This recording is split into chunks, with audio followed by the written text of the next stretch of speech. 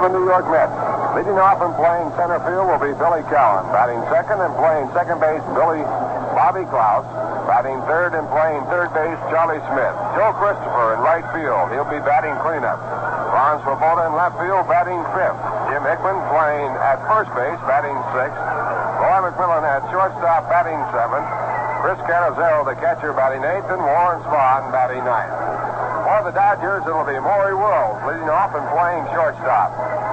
Jim Gilliam in left field, batting second. Batting third and playing at first base, Wes Parker. Ron Fairley playing center field, batting fourth. Johnny Roseboro, the catcher, batting fifth. Jim Lefevre, batting sixth, playing second base. Al Ferrara playing in right field, batting seventh.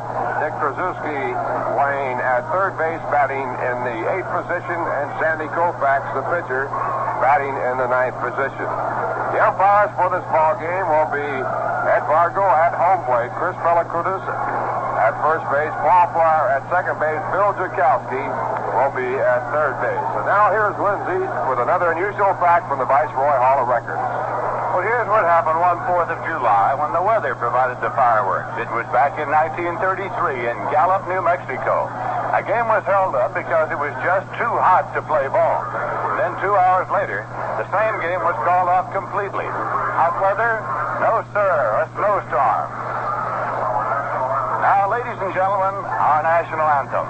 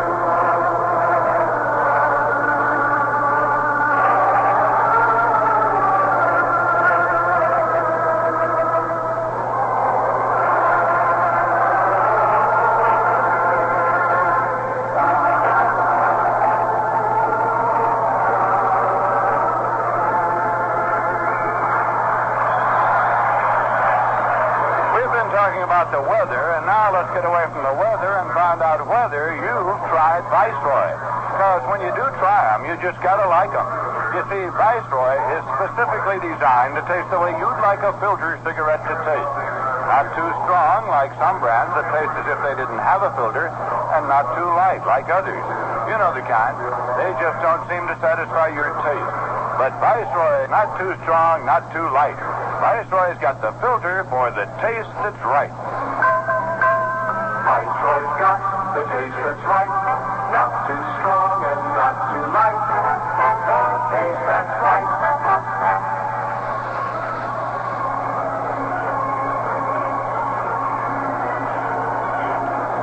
Well, Lindsay, this is quite a day here and something going on that has never happened before in the history of baseball, so the Mets have another first. It's going to be Sandy Koufax and Don Drysdale pitching for the first time in the doubleheader, first time in the history of the Dodgers, and this should mark something special on Father's Day. It's a good crowd on hand. The predictions that it might be one of the top crowds of the season. The bleachers are completely filled. Out of the far corners, still fans filling in the area out toward the far left field and right field areas in the upper deck. This ballpark holds right around 52,000 people. Giants and Dodgers had over 52,000 in a recent series this week. Of course, the top crowd in the major leagues this year was when the New York Mets played at Shea Stadium on Sunday. That day they drew 57,175 people. Now the Dodgers are taking the field. Dodgers currently in first place by 3 1/2 games over the Milwaukee Braves. In third place, Cincinnati, they trail by 4. and then San Francisco in fourth place, 5.5 games back. Dodgers have won 41 and lost 24. The Mets have won 21 and lost 43. This broadcast comes to you through the courtesy of Rheingold Breweries Incorporated, Brown & Williamson Tobacco Corporation, and the Shell Oil Company, and is authorized under radio rights granted by the New York Mets solely for the entertainment of our audience. Any publication, reproduction, or other use of the descriptions and accounts of this game without the express written consent of the New York Mets is prohibited. Well, the Mets also playing one of the unusual doubleheaders here in Los Angeles. The Dodgers scheduling mainly single ball games. They like to play night games on Saturday night, and of course the league rules prevent a doubleheader after a night game. The Dodgers playing a day game last Saturday, yesterday, as far as that's concerned. So Sandy Koufax, one of the top left-handers in the history of baseball, opposing the man who statistically is the top left-hand pitcher in the history of baseball, Warren Spahn. And now as this game is about to get underway, here is Lindsey Nelson. Thank you very much, Ralph Conner, and hello again, everybody. As Billy Cowan steps in, we're set for a Father's Day doubleheader here at Dodger Stadium in Los Angeles. And what a doubleheader. Four of the top pitchers in the history of this game scheduled to go today, and then the first one is Koufax against Spahn, and the second one, Drysdale against Larry. Here's the pitch to the right-hand batter, and it's low for a ball. Koufax, Drysdale, Spahn, and Larry have won a total of 761 Major League games in their combined careers. Billy Cowan is hitting .181. He has one home run and 3 runs batted in. And here's the pitch, and it's in for a called strike. Cowan is scheduled to be honored between games here today by a delegation from his hometown of Bakersfield, California. Here's the 1-1 pitch. Swung on and missed. 1-2. Sandy Koufax, so far this year, has won 10 games, and he has lost 3. The native of Brooklyn. He's 29 years of age now. And the pitch is low for a ball. A breaking ball. It's 2-2. Against the Mets this year, Koufax has won 2, and he's lost none. His lifetime record against the Mets, 11 and none. The Mets have never been able to beat Sandy Koufax. Here's the pitch, and it's swung on and foul back out of play. Don Drysdale, who will pitch the second game, has a lifetime record against the Mets of 16 and 1. So that Drysdale and Koufax combined have a lifetime record against the Mets of 27 wins and 1 loss. This is a 2-2 delivery. Swung on and foul back, so the count holds at 2-2. Bobby Klaus is waiting in the on-deck circle for the Mets. It was overcast all morning long, and it is still partially overcast here. The sun is trying to break through, but has not shone through in its full brilliance as yet. Now the pitch, swung on and foul back again as Billy Cowan continues to distribute the souvenirs around the ballpark here. As you know, the Mets played yesterday afternoon in San Francisco and then came on down following the conclusion of the game yesterday. Here's 2-2 pitch. Foul back again off the screen and out of play. Yesterday, the Giants sent Juan Marichal against the Mets. It was a 2-1 ball game. The Giants winning by a score of 2-1. Jack Fisher pitched a fine ball game for the Mets in a losing cause yesterday. So it's Marichal, Koufax, and Drysdale in order that the Mets are facing. Here's a swing and a looper going out to second base. Jim Lefebvre goes back, now comes in and makes the catch. Just a little looper, and Lefebvre went back a step on the outfield grass and then had to hustle in and made the catch near the edge of the infield grass.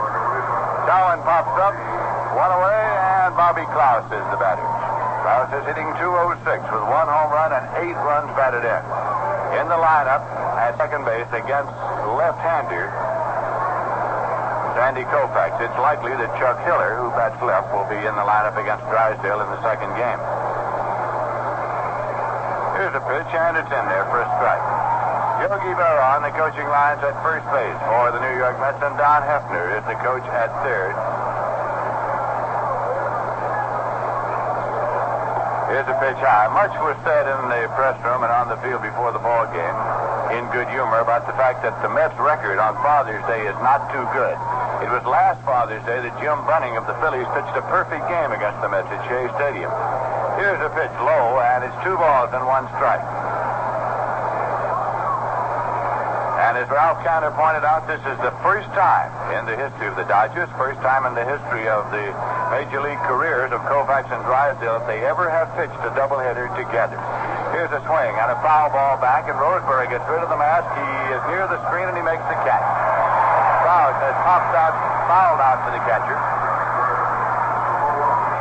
2 away, and Charlie Smith is the batter coming up. Charlie's hitting .271. He has 8 home runs and 26 runs batted in.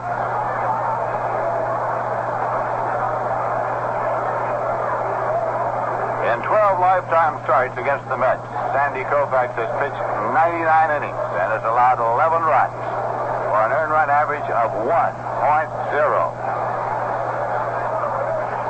Breaking ball, and it's low. 1-0. In his 2 starts this season, Koufax won by scores of 2-1 and 5-0. Pitch is low for a ball. Koufax beat Fisher 2-1 in a complete game appearance here. The first time the Mets came in this year. A swing and a miss. 2-1. And it was a game that was won by the Dodgers in the 9th inning. The Mets had a good shot at winning that one.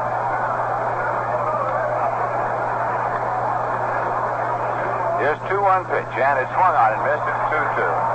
In that game, the Mets had 4 hits off Koufax. Then when he beat Al Jackson 5-0 at Shea Stadium, the Mets had 5 hits.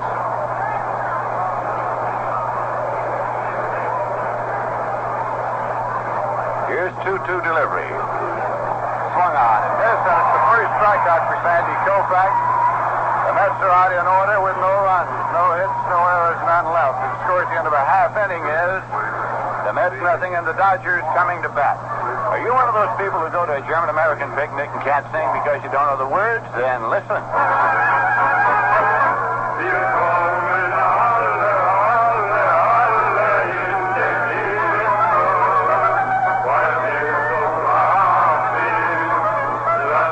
Willkommen alle in den Himmel is a song that gets sung over and over at German parties and picnics until the singers raise a fearful thirst.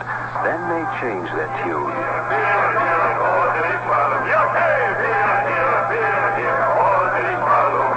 Beer here is the traditional German call for beer, and often it's Rheingold Extra Dry they call for. In fact, in New York City, where there are more Germans than in all of Heidelberg, more people drink Rheingold than any other beer. And Rheingold is going great in New Jersey, New England, and Pennsylvania, too. Why do German Americans like Rheingold? We don't know. But we must be doing something right.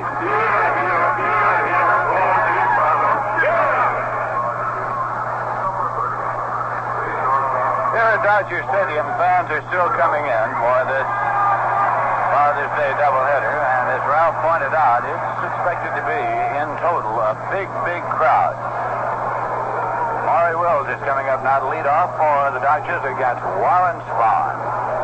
Winningest left-hander in the history of this game of baseball. Sparty now with the pitch. And it is bunted up into the air and is coming back out of play as Canizero couldn't find it. He started moving up the third baseline. It came back near the edge of the warning track. Wills trying to bunt his way on. He's batting right, of course. He has a season's batting average so far this year of .278. He has 13 runs batted in. Wills has stolen 41 bases. Needs 3 hits for a total of 1,000 in his career. This pitch is low for a ball. 1958, Wills was sold by the Dodger organization conditionally to the Detroit Tigers for $35,000. The Tigers sent him back. Here's the pitch swung on and raced into center field for a base hit. Ray Cowan up with it, plays it back, and Maury Wills is on at first. Well, anytime Maury Wills gets on base, that's bad news.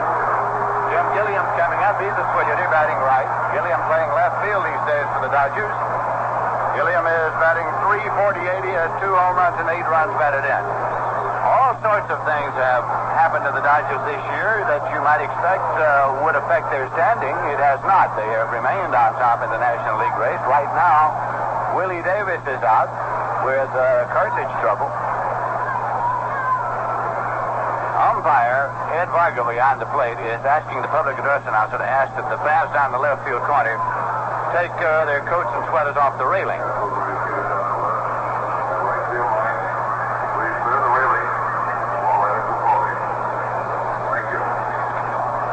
Jim Gilliam, batting right-handed, as Warren Spahn is up and set now, and Maury Wills takes his lead at first.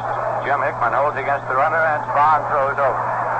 There was a story in one of the morning papers here today in Los Angeles that revealed how the Dodger pitching staff would hold Wills on if they were playing against him. Here is a pitch low for a ball. And it took them in turn, pointing out what they do, and in essence what they said was they would certainly not pitch in any rhythm. A fast delivery one time, and a delivery another, and a throw over now and then, and that sort of thing. Spahn up and set, looking right at him. And the pitch is low for a ball. 2-0 now to Gilliam. It was Don Drysdale who said that if he were pitching against him, he'd forget him. Concentrate on the batter, because he said where the great damage is done is that you concentrate so much on Wills that you forget to concentrate on the hitter, and that gets you in trouble, and that certainly has been true of many pitchers in the National League. Here's a throw over, and Wills dives back in safely. He is well ahead of his pace of 1962, and he stole 104 bases. He has 41 to right now. 13 games ahead. Here is a swing, and a ground ball is taken by Spahn. He goes to McMillan for the fourth, and no relay as Maury Wills was running on the pitch, and they played hit and run with Wills going. Jim Gilliam smashed the ball back to the mound. It was taken by Spahn. He played to McMillan. Wills was sliding in and got entangled with McMillan, so there was no relay. But now Gilliam becomes the base runner, and Wes Parker's coming up. He also is a switch hitter.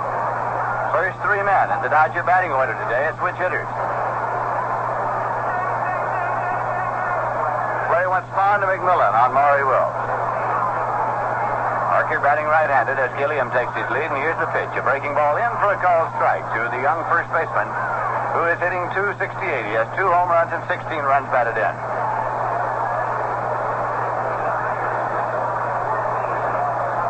Parker attended the University of Southern California, but he did not play baseball there. Here's a pitch, and it's low inside for a ball. His college baseball eligibility had already been exhausted before he got to Southern Cal, so although he attended there, he didn't play, and he was signed by a fellow who was his neighbor at the time, named Charlie Dressen, who was in the employ of the Dodgers.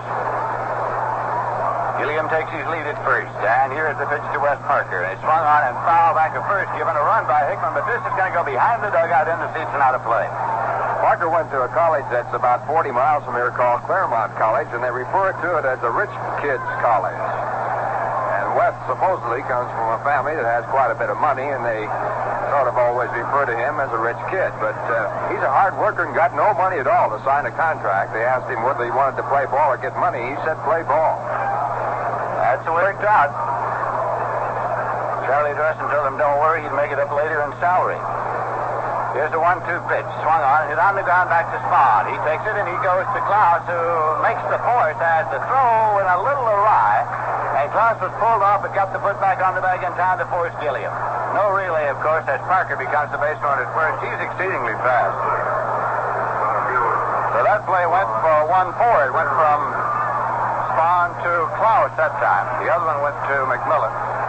Now Ron Fairley's up, hitting cleanup. He's hitting .289. He has 6 home runs and 38 runs batted in. Fairley did play baseball at Southern Cal and was signed for a bonus there.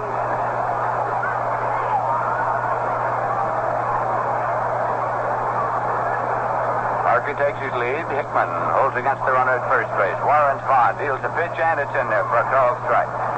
Warren Spahn, 44 years of age, has a record against the Dodgers this year of 1 win and 1 loss. Spahn's overall record for the season is 4 wins and 8 losses. He beat the Dodgers here on their opening night this season. Here's a throw over, and Wes Parker dives back in safely. Strike 1 count. to Fairley at the plate. Fairley's playing center field these days with Willie Davis out of the lineup with the cartilage trouble. And the pitch is inside, thrown to first, not in time. On a short hop, it's taken by Hickman. Hickman playing first base with Cranepool out of the lineup against left-hand pitcher Sandy Koufax. Cranepool is also having a little back trouble these days, and he's also in something of a batting slump.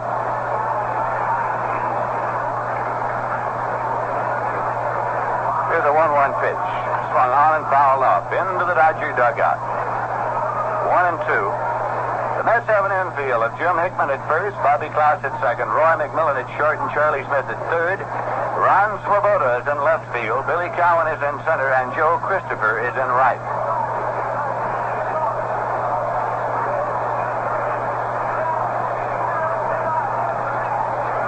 Now Wes Parker takes his lead at first base. Pitch out. Nothing on. 2-2. Start of the morning, there were 24,000 tickets put on sale here at Dodger Stadium. Some box seats, some reserve seats, and mostly general admission seats. And they were being snapped up at a rapid pace. Here's a pitch low and away. It runs full now at 3-2 with 2 men out, and Wes Parker, the base runner, at first. Now the bleachers are completely filled here. And the upper deck is just about completely filled. There's still a few vacant seats down in the left field corner. Right field corner is completely filled up as far as the upper deck is concerned. Here's a throw over. Of course, there are some vacant field boxes, but they're just late arrivals because they're sold. They're sold on a season's basis. There are a couple of sections in the loge deck down in the right field corner and one in the left field corner that are not yet filled. Here's a throw over. It's not in time.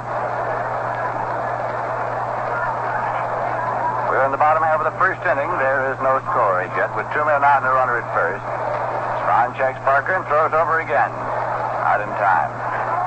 He's trying to keep a short holder knowing that he'll be going on the pitch with the count 3-2, 2 men out. Roseboro is on deck.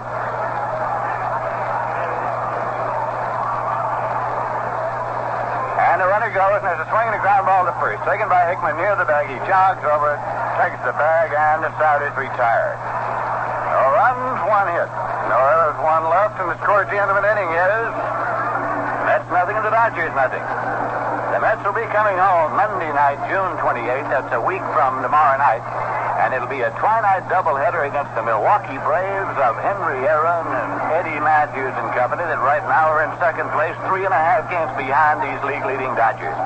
If you'd like to purchase tickets for any of the games of the Mets at Shea Stadium this year, the advance ticket window is open 7 days a week, and it's located at Entrance D at Shea Stadium.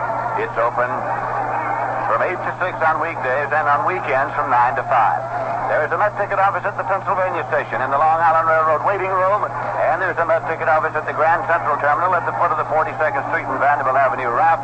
Those offices open weekdays 8 to 6 and Saturdays 8:30 to 4. There's a Met ticket office at Macy's in Huntington, Long Island, and the Walt Whitman Shopping Center open during store hours. Reservations can be made for box and reserve seats at any of the Howard Clothes stores, Child's Restaurants, or Calico Kitchens in the greater New York area. And tickets to all Met games may be ordered by mail. Reserve seats are $2.50 each. Box seats are $3.50 each. You simply add 25 cents to each order for handling and postage. Address your checks and money orders to Met Ticket Office, Shea Stadium, Flushing, New York. For the Mets, right fielder Joe Christopher is up to lead off, facing Sandy Koufax here in the top half of the second inning. First game of a Sunday doubleheader. Here's a pitch in there for a called strike. Started him off with a curveball. Sandy Koufax, a young man from Brooklyn who at one time relied entirely on a blazing fastball and then became a pitcher and developed one of the finest curveballs in the game. Here's a swinging up foul ball into the seats and out of play. 2-strike count to Christopher. Ron Swoboda is waiting on deck. You know, everywhere the Mets go now, there'll be 1 or 2 writers looking for Ron Swoboda to do a feature story on him. Here's a swing and a foul ball back and out of play. First game of a doubleheader in Cincinnati. The Chicago Cubs 8 and the Cincinnati Reds 5. A free swinging affair. 8 innings completed the first game. There's a big change, and it's hit in the air to center field. Ron Fairley hangs right there, and he makes the catch. A big change of pace. There's one away, and that brings up Ron Swoboda. Little Abner is hitting .256. He has 13 home runs and 30 runs batted in. Final score of a first game in the American League is up on the message board now, as the Cleveland Indians shut out the Los Angeles Angels 5-0. Sam McDowell, the winner of that first game. Pitch to Swoboda is low and inside for a ball. Marcelino Lopez was the losing pitcher for the Angels, who were limited to 2 hits by Sam McDowell in his winning effort. Swing at him is 1-1 to Swoboda.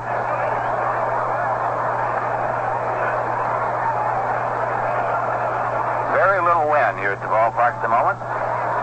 Flags are just drooping listlessly on the flagstaff in center field. Here's a pitch breaking down into the dirt low, dug out by John Roseberry. It's 2-1.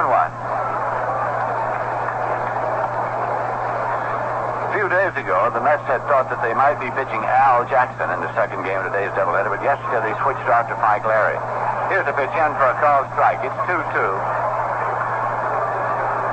Jackson is scheduled tomorrow night. The Mets will be here tomorrow night and Tuesday night, continuing against the league-leading Dodgers. Payoff pitch. Swung on and missed. Struck him out. Second strikeout for Koufax. 2 away here in the top of the second. Jim Hickman's the batter. Jim's hitting .143. He has 3 home runs and 12 runs batted in. President George Weiss of the Mets joined the club in San Francisco, came down with them last night, and is here this afternoon, seated near the Mets dugout. Box seat. Here's a swing and a foul ball back and out of play. And in the same area is Mrs. Casey Stengel. The Stengel home, of course, is in Glendale, here in the greater Los Angeles area, has been for many, many years.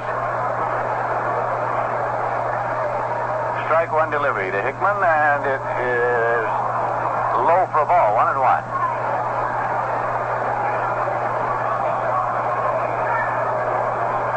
No scores yet, and we're in the top half of the second inning. Here's a swing and a ground ball foul. Back at third, taken by Don Hefner. The end of 4 innings, first game of a doubleheader. The Pittsburgh Pirates 2 and the San Francisco Giants 1. Bob Friend against Bob Shaw. That one at Candlestick Park. Playing a doubleheader in the Astrodome as well. This afternoon, here is a swing and a foul ball back and out of play. First game in Houston at the end of an inning and a half. The Phillies nothing and the Houston Astros nothing. Jim Bunning against Larry Dierker. And there's a single game in Milwaukee going to the bottom of the 6th. The St. Louis Cardinals 5 and the Milwaukee Braves nothing. Bob Perky against LeMaster, Fisher in the 2nd, Necro in the 5th, Kelly in the 5th, Osinski in the 6th. Koufax looks in to get a sign from Roseboro with the Mets batting 2 men out, nobody on base in the top of the second. The 1-2 pitch swung on and lofted high down the left field line in foul territory now. Chased over by third baseman Trasuski. Dick Trasuski puts it away. So the side is out in order. Koufax has retired 6 consecutive batters. No runs, no hits, no errors, none left. The score at the end of an inning and a half. The Mets nothing and the Dodgers nothing. You know, it's very hard to sell sheet music in Jamaica. They make up songs whenever they need them, like this. Having a party, eating rice and peas, dancing happily as you please. Charming lady with a very nice smile. Think I'll talk to her for a while. Think I'll talk to her for a while. When Jamaicans get together for a party, the beat is calypso, and the songs are made up on the spot.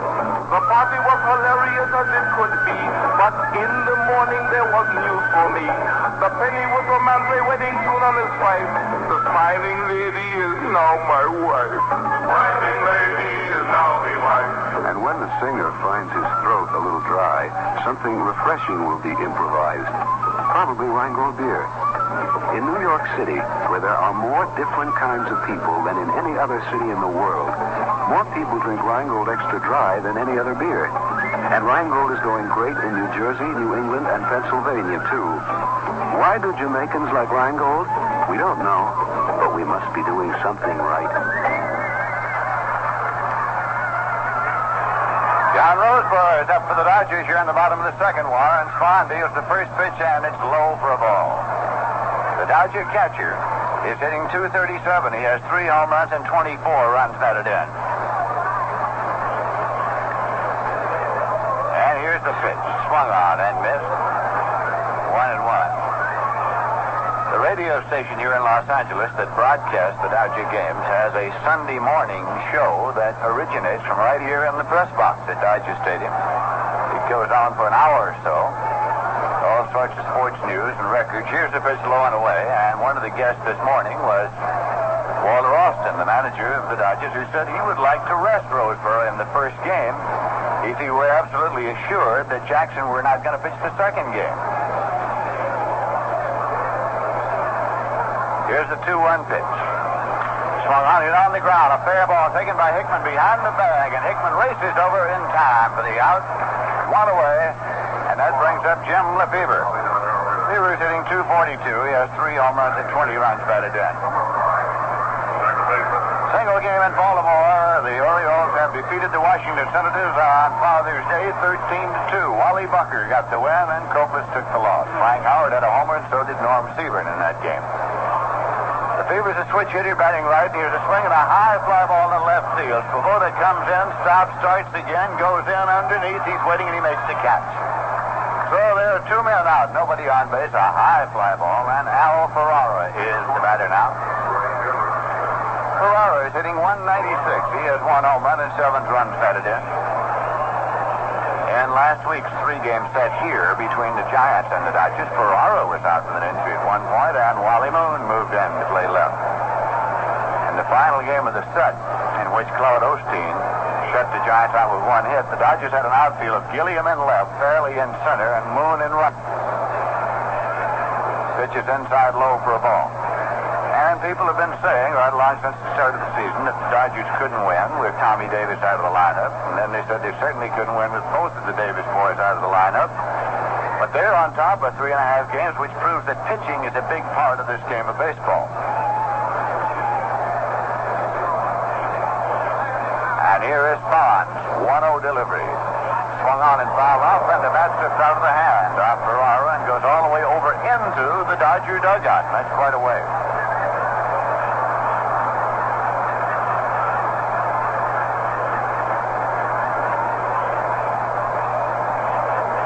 The way you win baseball games is to get more runs and more hits than the other team. That's sort of basic. And if you take a look at the statistics sheet, you'll find that the Dodgers have a team batting average of .250.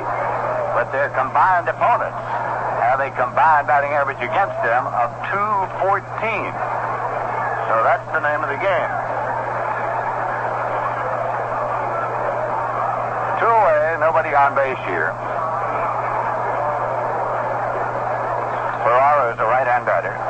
Warren Spahn dips low into the windup and delivers the 1-1 pitch, and it's swung on and fouled back out of play. 1-2 to the Dodger right fielder. For 33 home dates coming into today's game, the Dodgers have drawn 1,04,234.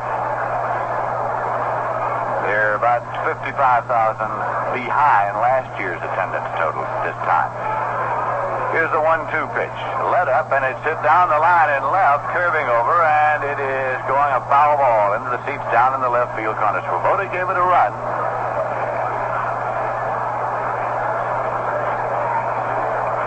Dick Tracewski on deck for the Dodgers.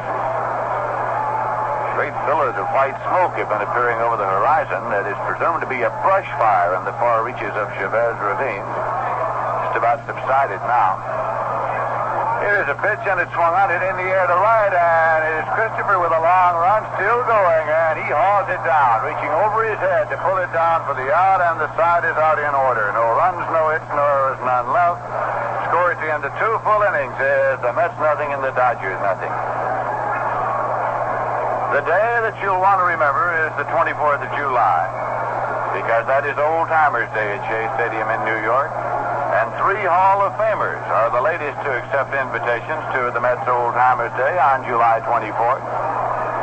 Zach Wheat, Max Carey, and Ed Roush. The arrival yesterday of the OKs from this trio of all-time outfielders brings to 13 the total who have now accepted for the game. This year it reunites former New York Giants and Brooklyn Dodgers who led the league in various departments at one time or the other. Previous acceptances have come in from Roy Campanella, Van Lingle Mungo, Rube Marquardt, Babe Herman, Travis Jackson, Don Newcomb, Wes Westrom, Al Schumacher, Eddie Sankey, and Carl Erskine.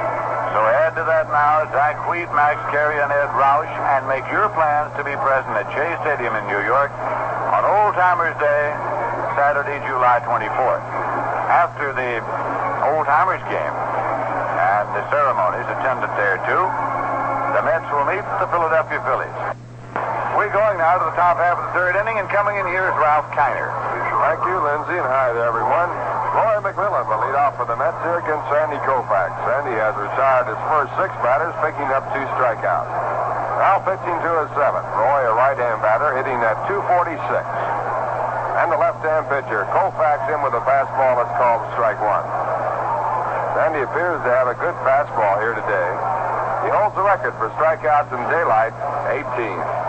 And the next pitch back is outside, a fastball, and 1 ball and 1 strike. And the 1-1 pitch, outside again, it's ball 2. Sandy has the record for strikeouts for a 9-inning ball game, both day and night. He did it against the Giants at night for 18, then against the Cubs in the daylight for 18. Now the 1-1 pitch, a foul ball. So the count now at 2 balls and 2 strikes.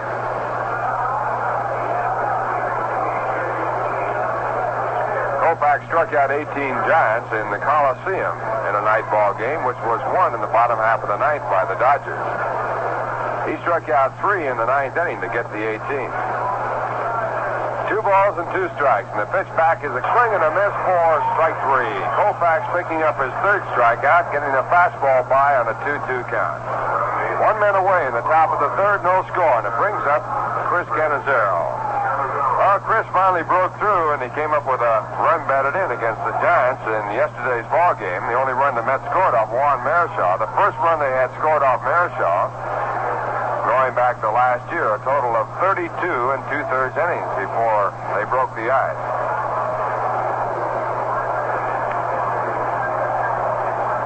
Chris with 1 run batted in now, batting at 189, and he takes the fastball in the outside corner, strike 1.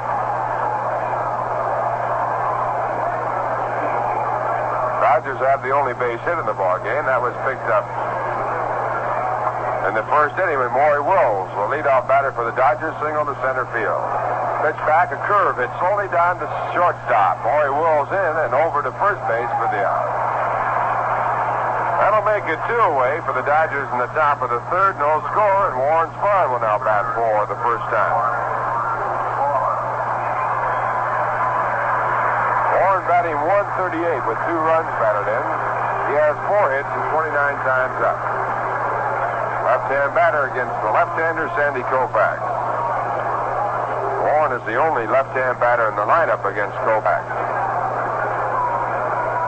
And he takes a strike as Koufax comes in and strike 1. Well, the Cubs defeated Cincinnati in the first of their doubleheader, 8-5. The winning pitcher, Bob Buell, he had help from McDaniel and Abernathy. Losing pitcher was Sammy Ellis. 5 home runs in the ball game. A swing and a miss at strike 2. For the Reds, Edwards, Harper, and Robinson had home runs. And for the Cubs, Santo with 2 on and Williams with 1 on. 2-strike pitch, a curveball, swung on and missed, strike 3. And Sandy Koufax now picking up his 4th strikeout. That retires his side. 1-2-3 all the way through the first 3 innings for Koufax. And the score at the end of 2.5, the Mets nothing, the Dodgers nothing. And now a word from Viceroy Cigarettes. Viceroy's got the taste that's right, not too strong and not too light. Taste that's right. you get the word? It's Viceroy, a cigarette that's specifically designed to taste the way you'd like a filter cigarette to taste. If you're a filter smoker, you've already discovered some brands taste too strong, as if they didn't even have a filter. And others taste too light. You know the kind. They never seem to satisfy your taste. But do you know about Viceroy? Viceroy is not too strong, not too light. Viceroy's got the filter for the taste that's right. When you try them, you'll agree. Viceroy's got the taste that's right. Viceroy's got the taste that's right. Not too strong and not too light. The taste that's right.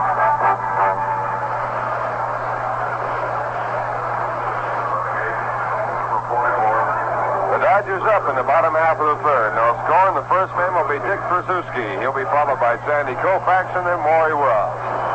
Warren Spahn on the mound for the Mets, making his attempt at winning 361 in his major league career. He is tied for sixth in all-time wins, trying to get into that position all by himself. His first pitch is a called strike to Tracewski. Dick, a right-hand batter, hitting .227. And Spahn now back again. And he bounces one slowly over the pitching mound. Coming in is Bobby Klaus. He underhands to first base after making the catch, and he gets his man. Fairly routine play. The ball hit very slowly. A good high hop for Bobby. He just had to hurry the play. That brings up Sandy Koufax. Listen to the hand. Sandy's hand is not for his hitting prowess, although he has had more hits this season than he has ever had in his major league career. He has a total of 9.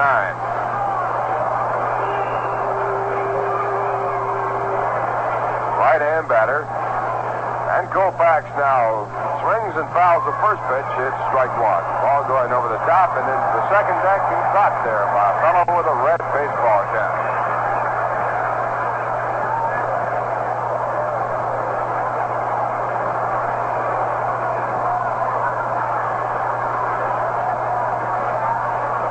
Warren Spahn into the windup and back again. And he's inside. It's 1 ball and 1 strike. Koufax has been up 47 times this year with 9 base hits. He's batting .191. Has driven in 2 runs, had 1 extra base hit. That was a 2-base hit. And the pitch back is a curve, a swing for strike 2. 1 ball, 2 strikes. No score. 1 man out in the bottom half of the third. The first of 2. And Spahn now back again, and the pitch is hit foul over toward the Dodger dugout. Count holding at 1 ball and 2 strikes. All the stands have filled in out in the far left field areas, and we have a big crowd on hand here for Father's Day. It'll be somewhere around 50,000. 1-2 pitch is taken outside, so the count moves up to 2 balls and 2 strikes.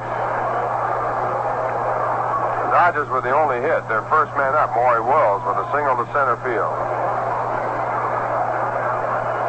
2-2 pitch, a swing and a miss and a curveball, and Warren Spahn picks up his first strikeout. That also is his second out. And we go to the top of the batting order, and Maury Wells will be coming in. Maury 1 for 1. He's batting now at .281. Needs 2 more base hits to have 1,000 in his major league career.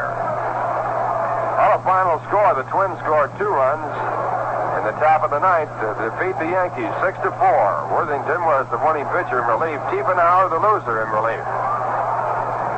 Jim Hall had a home run along with Killebrew for the Twins, and Roger Maris had 1 for the Yankees in the 7th with a man on. First pitch to Maury, a called strike. Pasquale was the starting pitcher for the Twins. He was relieved by Posnow. Then Worthington. Jim Cott finished up in the 9th. Mel Stottlemyre, the starting pitcher for the Yankees.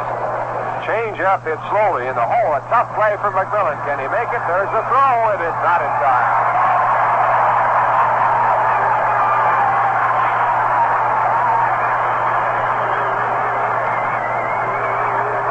McMillan making a perfect play in the ball, but Maury Wells using the speed to beat it out. So Maury now only one hit away from 1,000. He is 2 for 2 in the ball game. And he is on at first base with 2 men away. And once again, the action starts. Moore with 41 stolen bases. He did not steal his first time up and was forced to second base on a hit-and-run play. Now Wills leading off at first. He has about a 5-step lead. And no throw there. The pitch to the plate is hit high in the air. Ron Swoboda running around to it. He calls for it, and he makes the play to retire the side. So it's no runs, 1 hit, no errors, and 1 man left for the Dodgers in the bottom half of the third. And the score at the end of 3, the Dodgers nothing, the Mets nothing. And here's a very sad French-Canadian song about a fellow who lost the key of his clarinet. Listen.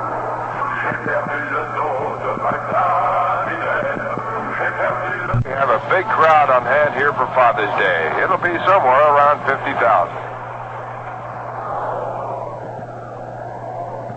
1-2 pitch is taken outside, so the count moves up to 2 balls and 2 strikes. The Dodgers were the only hit. Their first man up, Maury Wills, with a single to center field. 2-2 pitch, a swing and a miss and a curveball, and Warren Spahn picks up his first strikeout. That also is his second out. Then we go to the top of the batting order, and Maury Wills will be coming in. Maury 1 for 1. He's batting now at .281. Needs 2 more base hits to have 1,000 in his major league career. On a final score, the Twins scored 2 runs in the top of the ninth to defeat the Yankees 6-4. Worthington was the winning pitcher in relief. Tiefenauer the loser in relief. Jim Hall had a home run along with Killebrew for the Twins, and Roger Maris had one for the Yankees in the 7th with a man on. First pitch to Maury, a called strike. Pasquale was the starting pitcher for the Twins. He was relieved by Fosnow. Then Worthington. Jim Cott finished up in the 9th. Now Salomar, the starting pitcher for the Yankees. Change up, hit slowly in the hole. A tough play for McMillan. Can he make it? There's a throw. It is not in time.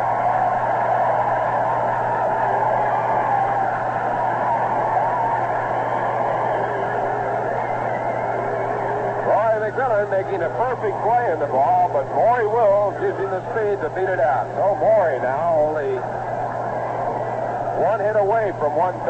He is 2 for 2 in the ball game, and he is on at first base with 2 men away. And once again, the action starts.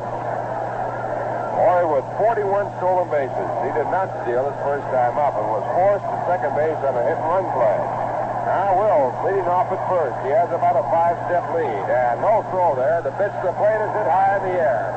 Ron Swoboda running around to it. He calls for it, and he makes the play to retire the side. So it's no runs, 1 hit, no errors, and 1 man left for the Dodgers in the bottom half of the third.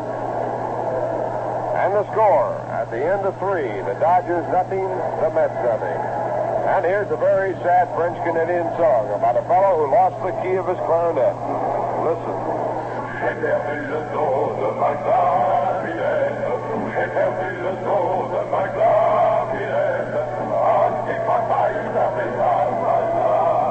J'ai perdu le dos de ma clarinette is a song with the kind of humor French Canadians love. But one song leads to another, and the thirst that follows is no laughing matter.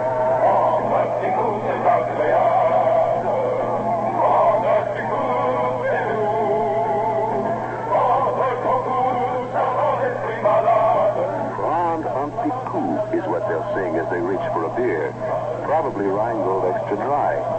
In fact, in New York City, where there are more different kinds of people than in any other city in the world, more people drink Rheingold than any other beer.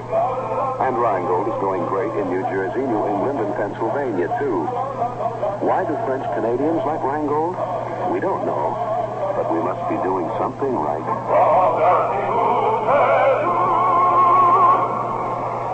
So far in the game, 3 innings behind, and the score tied at 0-0. Dodgers with the 2 hits in the ball game, and Sandy Koufax all set to go to the top of the batting order. He retired his first 9 in order. Sandy picking up 4 strikeouts. Billy Cowan, the first man up for the Mets. He'll be followed by Bobby Krause and then Charlie Smith. Billy, after fouling off many pitches, popped to second base his first time up. And he hits the first pitch in the air in foul territory. It's playable, possibly, for Trzewiski's over by the dugout. He can't make it as he goes down into the dugout. He comes out. He's okay. The ball hitting on top of the cement dugout, bouncing high in the air and then bouncing back on the field. Take a good try. Ball just going out of his reach as he went down into the dugout. Maury Wills now talking with Bill Jakowski, the third base umpire. Now Maury back to his shortstop position. Billy Cowan with a 1-strike count. Billy with 1 home run and 3 runs batted in this year for the Mets. And the first pitch back after the foul ball is too low. It's ball 1. Now a swing at a curveball. Strike 2. Sandy Koufax with a big curveball. He has that great fastball, has a good curve with it, and fine control. And back again to Cowan with a fastball. It's fouled away.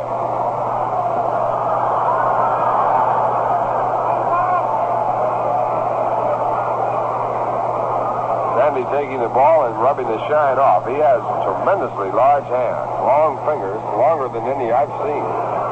Now again, his pitch back, Koufax is fouled back. So Billy making Koufax work as he fouls the ball away. His first time up when Koufax pitched against the Mets in Shea Stadium, he fouled off 6 pitches before he finally popped to third.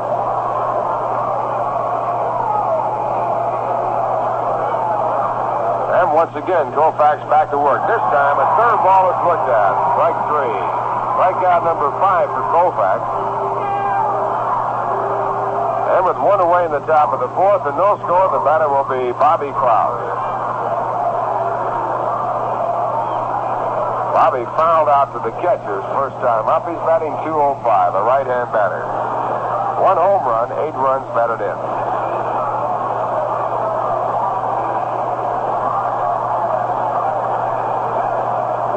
The first pitch to Klaus is fouled away. A fastball at strike 1.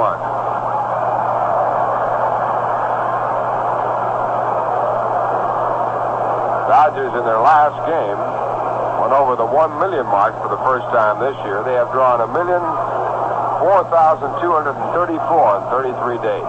Curved by Koufax too low. The count 1 ball, 1 strike. Dodgers becoming the first club in the major leagues to go over the 1 million mark. Mets are right around the 3/4 million mark with much less dates played. Pitch back is too high, a fastball. The count at 2 balls, 1 strike. Mets are drawn 719,942 in 25 dates. 8 less than the Dodgers. 2-1 pitch is fouled back, a fastball again. So the count moves up to 2-2.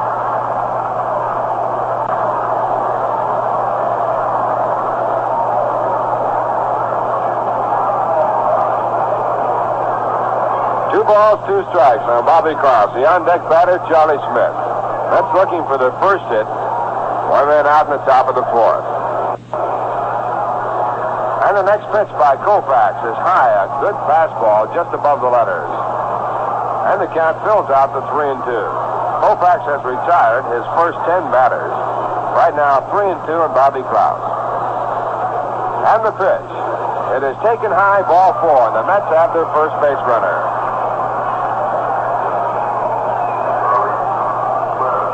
So 1 year ago today, it was Jim Bunning who pitched a perfect no-hit, no-run game. That can't happen a year later as the Mets have a runner at first base.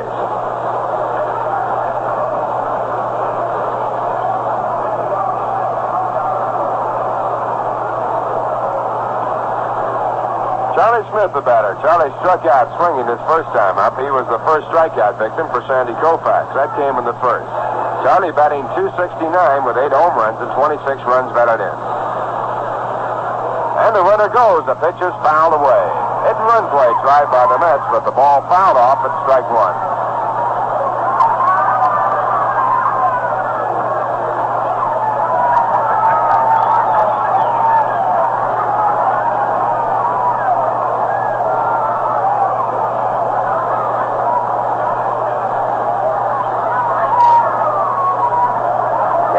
count on Charlie Smith. Koufax looks at first base and goes there with a little lob throw. A calling card throw. It's no play at all. Just sort of something to take off attention. Now Klaus again off, and the pitch to the plate is hit high in the air, in the infield. First baseman Wes Parker calling for it. Wes right on the line and into fair territory to make the catch. 2 men away as Klaus stays at first base, and it brings up Joe Christopher, who flied out to center field his first time up. Joe batting .263 with 2 home runs and 24 runs batted in. No score in this ball game. We're in the top of the fourth with 2 men out.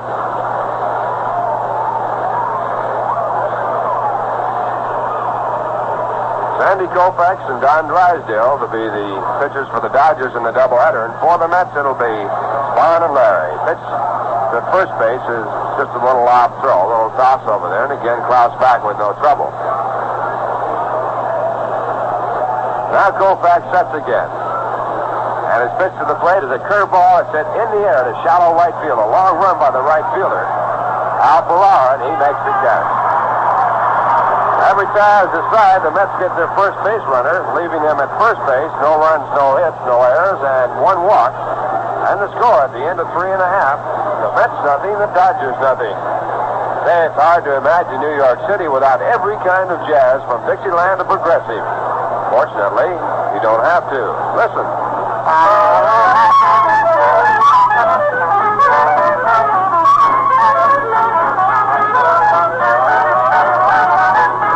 That's Backstreet Rag, a uniquely American sound. It came up the Mississippi out of New Orleans with the Negro jazzmen who played it to the world. But they didn't stop with Dixieland and the blues.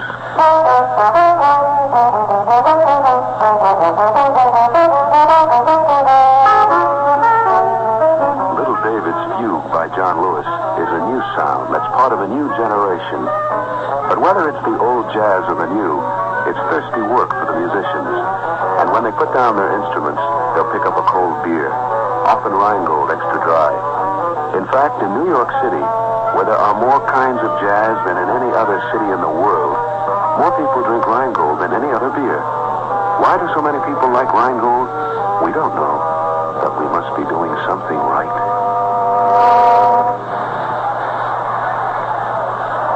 Wes Parker, the leadoff for the Dodgers in the bottom half of the fourth. No score in the ball game. Wes batting for the second time. And Warren Spahn, who has given up 2 hits, goes into the windup, and his first pitch is too low. It's ball 1. Warren gave up a base hit to Maury Wills in the first, and then Maury got the second one in the third. Parker batting at .266. He has 2 home runs and 16 runs batted in. One of the switch hitters in the Dodger lineup, and he swings and hits a 1 hopper to Charlie Smith at third. Charlie over to first base, and it's out number 1. So Spahn picks up his first out here in the bottom half of the fourth. It brings up Ron Fairley, who is playing in center field. 2 Davis boys out of action for the Dodgers right now. Tommy Davis possibly out for the season with a broken ankle. Willie Davis out with a fairly slight injury. He'll be back in, they expect, any day. Pitch to Ron Fairley by Spahn is outside. It's ball 1. Ron, a left-hand batter, hitting .288. 6 home runs and 38 runs batted in. He leads the club in both departments. And Spahn now back with a changeup. It drops in. A perfect pitch. 1 ball, 1 strike. Warren taking plenty off that one. He held on to the string for a long time. Warren Spahn's changeup at times almost a blooper pitch. A la Rip Sewell or Bobo Newsom. They both threw high ones. Now the 1-1 delivery, a curveball topped out toward the mound. Spahn in to pick it up. He'll have to hurry. He gets there in time. Spahn taking a lot of time, and then he had to rush his throw to Jim Hickman for the second out. 2 men away in the bottom half of the fourth. It brings up the catcher, Johnny Roseboro. John was out in a fine play by Hickman his first time up. Roseboro batting .236, a left-hand batter.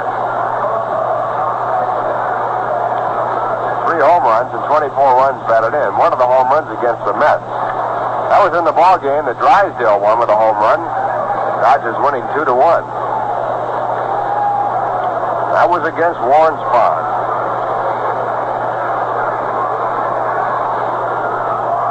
And Warren now into the windup. His pitch to Roseboro. Hit slowly down towards second base. Bobby Klaus over in front. He picks it up, goes to first base, and Warren Spahn gets the side out in order. No runs, no hits, no errors, no one left on, and the score at the end of 4, the Mets nothing, the Dodgers nothing. And once again, here's Lindsey Nelson. Okay, Ralph, we'd like to call the attention of Mets fans to some of the dates that are coming up. For instance, when the Mets come off this road trip, it'll be a week from tomorrow night, Monday night, June 28th, and it'll be a twilight doubleheader with the Mets and the Milwaukee Braves, led by Henry Aaron, Eddie Matthews, Joe Torre and company. And that will be Variety Club night. Yogi Berra, as honorary chairman, will kick off the drive to establish a Variety Children's Heart Hospital in the New York Medical College. Ethel Merman will entertain between games, and there'll be other entertainment that we'll be telling you about from time to time. Saturday, July 3rd, there'll be a night game between the Mets and the world champion, St. Louis Cardinals, and that will be Kiwanis Club night. Monday, July 5th, there'll be a holiday doubleheader between the Mets and the Chicago Cubs, led by Ernie Banks and Ron Santo. That'll be King Corn Day, and there'll be a drawing between games for valuable prizes. Then Friday, July 9th, the Mets will meet the Houston Astros in a night game, and that will be date night. Wives or dates accompanied by a male escort will be admitted to the general admission section for 50 cents. There'll be a Dixieland band and other entertainment. And Saturday, July 24th, as we were telling you a moment ago, will be Old Timers Day, and that will be before a game between the Mets and the Phillies.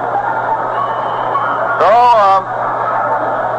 we'd like to mark down some of those dates for future reference. There'll be big days at Shea Stadium in New York.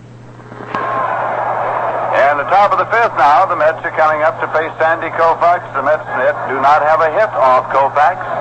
He pitched a no-hitter against the Mets here in 1962.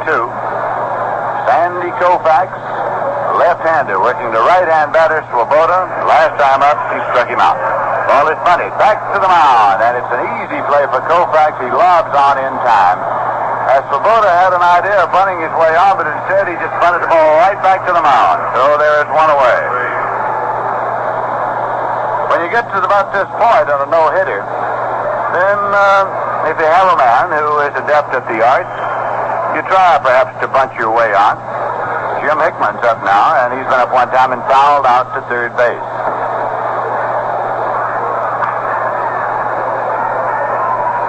Last year, Koufax pitched a no-hitter against the Phillies. Here is the pitch, and it's in there for a called strike. No score in this game as yet. Mets have had only one base runner off Koufax, and that was Bobby Klaus, who drew a walk. Here is a pitch, and it's low for a ball, 1-1. Koufax has struck out 5 and walked 1.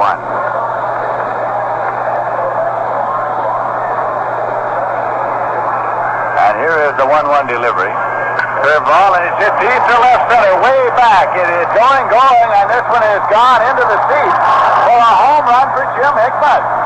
A home run at Dodger Stadium, and that is something of an achievement. And there's a young fellow with a Met sign over his head, jumping up and down and bouncing around in joy down in the aisle, as Jim Hickman, with his 4th home run of this season, has put the Mets out in front by a score of 1-0.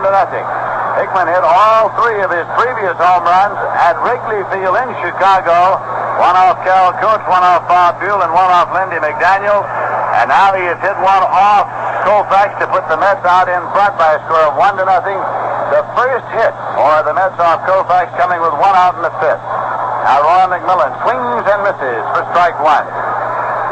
Not many home runs are hit at Dodger Stadium in Los Angeles, and Hickman leaned on that one and sent it into the left field bleachers between the 380 and 390 signs.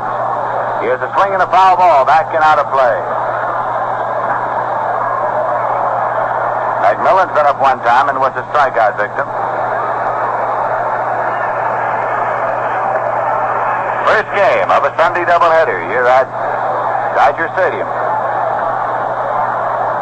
And the pitch is outside for a ball. 1-2 now to Roy McMillan, batting number 7 in Casey Stengel's batting order.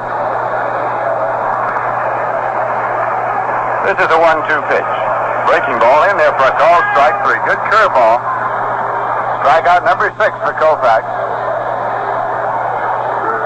This is the 12th season coming up at the Jones Beach Theater. It's going to be the best ever, so why don't you plan to go out and see Mardi Gras, Guy Lombardo's new musical spectacular at Jones Beach.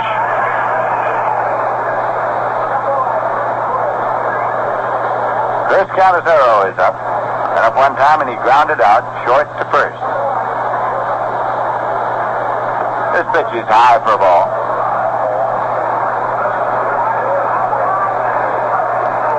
Same umpiring crew that worked the doubleheader at Shea Stadium in New York between the Mets and Dodgers last Sunday. Here's a pitch high for a ball.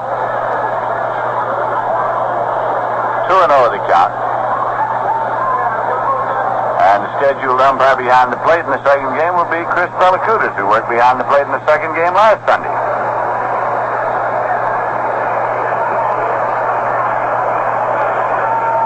Koufax with a 2-0 pitch. And it's in there for a called strike. 2-1 now. Canizero yesterday drove in his first run of the season. Drove in McMillan, who had doubled. It was a single for Canizero, and it was the only Met run of the day off Marichal. Here is the pitch, high and away. 3-1 now to Canizero with Warren Spahn kneeling on deck. It was overcast most of the morning, and it is still somewhat. It is not bright and clear, but the sun is shining brightly enough to lighten things up. Here's a swing and a miss. Full count now, 3-2 to Canizero. When the Mets got here last night, it was just about as cool here in Los Angeles as it had been in San Francisco. A little cool and windy when the Mets landed at International Airport here in Los Angeles. Here's a payoff pitch. Swung on and foul back. On a play, count holds full at 3-2. Usually when the Mets fly charter flights, they fly DC-6Bs or 7s. But because of circumstances, last night they flew a 720 jet charter down from San Francisco, as the airline happened to have it there, due back here. Here's a payoff pitch. And it's low, and Canizero has drawn a walk on a fastball. So Canizero goes to first with 2 men out. And Warren Spahn's coming up. Spahn's been up one time and was a strikeout victim. Let's get their third base run of the game. The Mets are leading 1-0 here in the top half of the 5th inning. Koufax and Spahn dueling.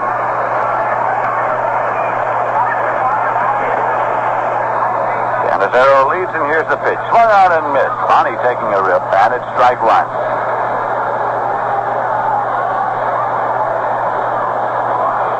This ballpark is very nearly filled. Fans are still coming in. Here's the pitch, and it's swung on and fouled out into the seats in the left field corner out of play. We pause for station identification. This is the New York Mets Baseball Network. WGY Schenectady, the voice of the Mets in the great Northeast.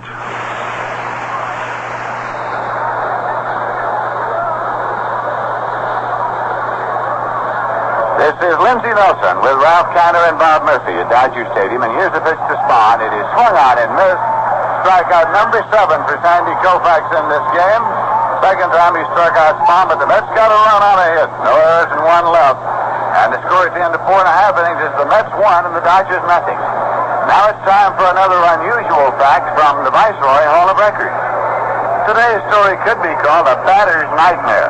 When Frank Chance was playing for Chicago, he reached base 5 times in one game. But Frank wasn't doing the hitting. He was hit with 5 pitch balls. And now let's turn to a more pleasant subject and talk about Viceroy. Viceroy has got the taste that's right. You know why? Because Viceroy is specifically designed to taste the way you'd like a filter cigarette to taste. Not too strong like some brands that taste as if they didn't have a filter, and not too light like some others. You know the kind. They just don't seem to satisfy your taste. But when you light up a Viceroy, you get the filter cigarette that's not too strong, not too light. Viceroy's got the filter for the taste that's right. Viceroy's got the taste that's right. Not too strong and not too light. The taste that's right.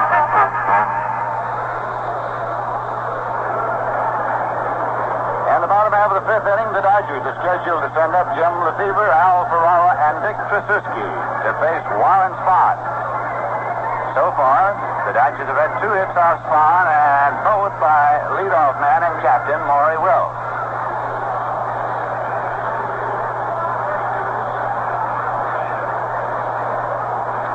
In the National League, in the first game of the doubleheader, the Cubs beat the Reds 8-5 as Buell got the win and Ellis took the loss, homers by Robinson, Santo, Harper, Edwards, and Williams. In the second game, it's Dick Ellsworth against Jim O'Toole. Right now, Lefevre's up, batting right, and here's a pitch high and away for a ball. Pirates are leading the Giants 2-1 through 6. Bob Friend against Bob Shaw, first game of the doubleheader. The end of 3.5 innings, Houston is leading Philadelphia 2-0. Jim Bunning against Larry Durker, first game of the doubleheader. Here's a big change, and it's in there for a called strike, 1-1.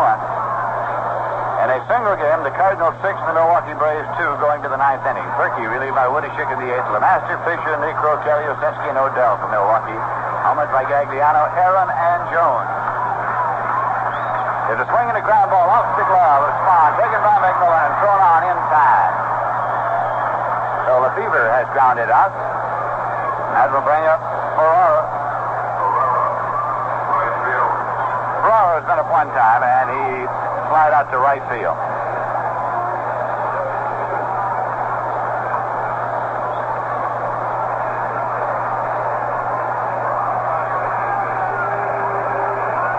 Spahn starts the motion. Pitch to the right-hand batter is low for a ball.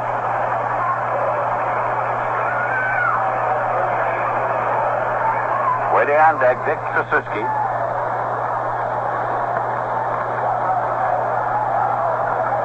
And this is a 1-0 pitch. Swung on and missed. It's 1-1. The arrangement of the decks here at Dodger Stadium is similar to that at Shea Stadium in New York. I suppose we should say the arrangement at Shea Stadium is similar to that at Dodger Stadium in that this stadium was built first. Here's a 1-1 pitch. Swung on and foul back at first. It's going into the seats and out of play. There is one feature here at Dodger Stadium that is unique, and that it is not present in any other ballpark in the country, and that is the dugout boxes that are available to the customers. They are at the same level as the dugout and extend right on around. They are actually below, partially below ground level. It's an idea that the Dodger management picked up from various stadia in Mexico, where bullfights are held, and so they decided to incorporate it here. As it's worked out very well. It is said that they are among the worst possible seats from which to see a ball game, because, of course, the dugout is a pretty bad place from which to see a ball game. But it's worked out in another manner we'll tell you about in a moment. Here's a 1-2 pitch to Ferrara, and it's inside low, 2-2. When Dodger Stadium was first opened, various people from the world of show business had seats behind the dugouts, movie stars and the like, and of course they got pestered a good deal by people wanting autographs. So now they've discovered that if they take the dugout boxes, that they are down there sort of isolated and can't be bothered. So it's worked out that way. Here's a 2-2 pitch, and it's low. The count goes full now to Al Ferrara with one man out. So a good deal of the movie stars and television stars now buy their season's boxes at the dugout level.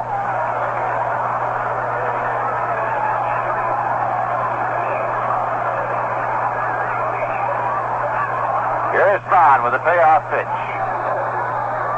Swung on and ripped foul. A line shot into the seats beyond the Dodger dugout. Took a lot off of that when Ferrara had his swing time perfectly, got around and pulled it, but he ripped it. Count holds full. That's 3-2.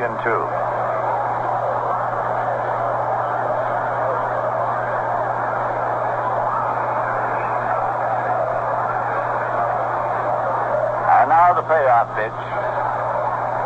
And he fouled it off, and he's still alive. That one came back. Nick Canizero first, and then Fargo. Got them both. Count continues 3-2. There are a few vacant seats at the Loge level, down in the right field corner beneath the Stadium Club, and that's about it as we look around the ballpark. Just about everything else is filled to overflowing. 3-2 pitch. Swung on and missed, and Spahn gets his second strikeout. And that will bring up Dick Tracewski. Ed Vargo indicated that it was chipped back into the glove of Canizero, and Ferrara turned around quickly to see if it had been dropped, and then asked Vargo, and he said, "No, you have struck out." Tracewski grounded out second to first in the third inning.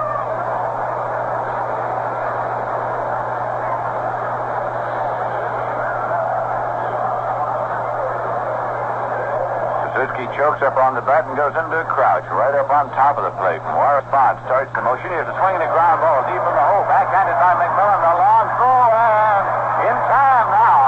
Same play a moment ago. He didn't get Wills, but he got Tracewski this time.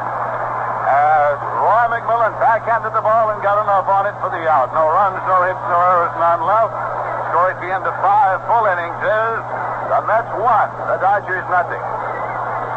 Well, Jim Hickman's home run provided the margin so far. And you can find out all about Hickman and his baseball career in the 1965 revised edition of the Mets yearbook.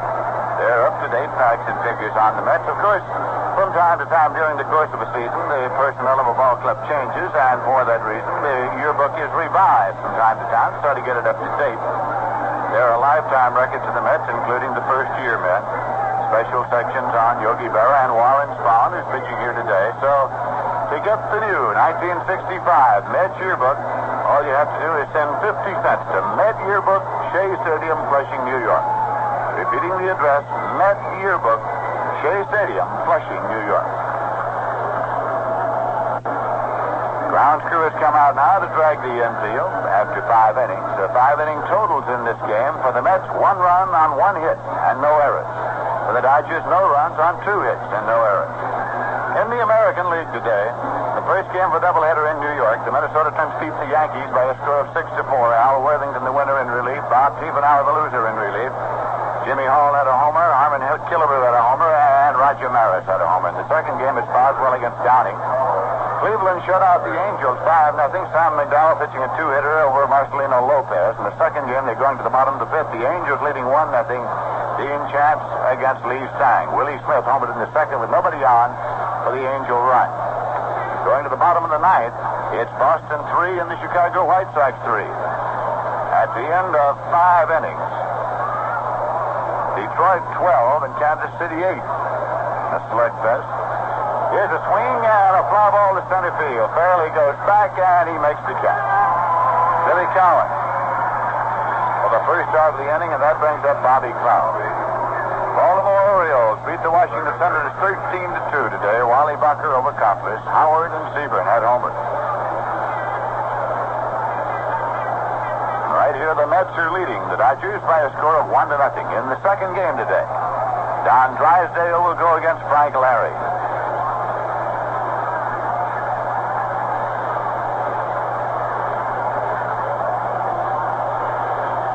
Here's a pitch, inside low for a ball. 1-0.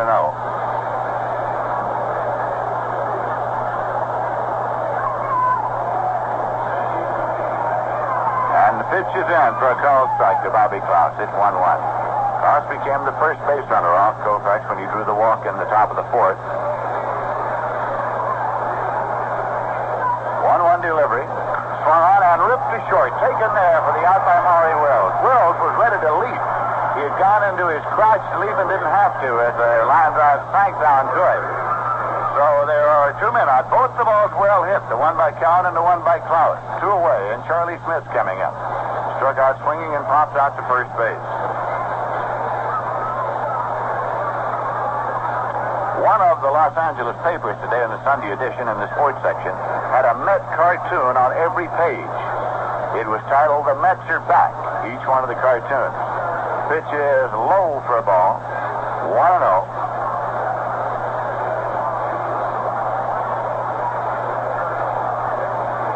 And the 1-0 pitch to Charlie Smith. Swung on and foul back out of play.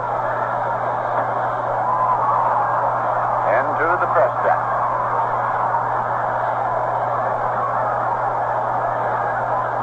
Count of 1-1.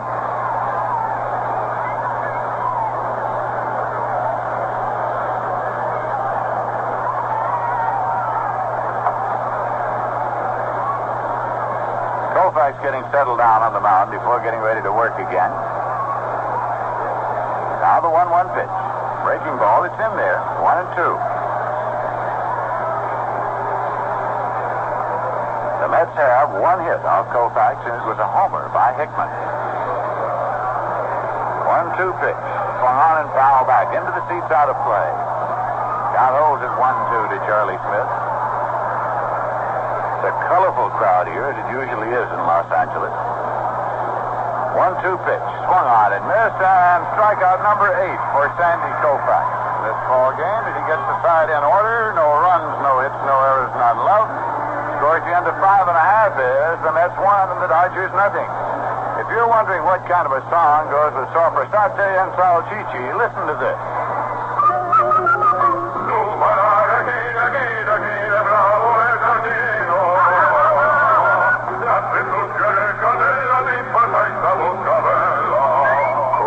Come facete mamita is sure to be sung when Italian Americans get together, and spicy pizza rustica will be served. The inevitable result is a fiery thirst.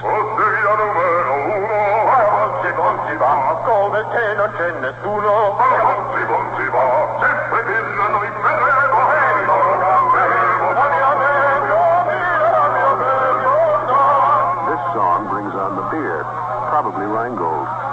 In New York City, where there are more Italians than in Naples, more people drink Rheingold Extra Dry than any other beer.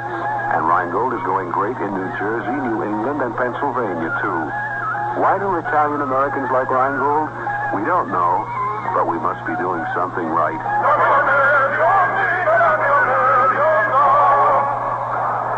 In the bottom half of the 7th inning, Sandy Koufax is up to lead off for the Dodgers. He's a right-hand batter. Warren Spahn dips into the motion, and here's the pitch. Swung on and missed for strike 1. Koufax struck out swinging in the bottom half of the 3rd. Spahn has struck out only 2. He struck out Koufax, and he struck out Ferrara.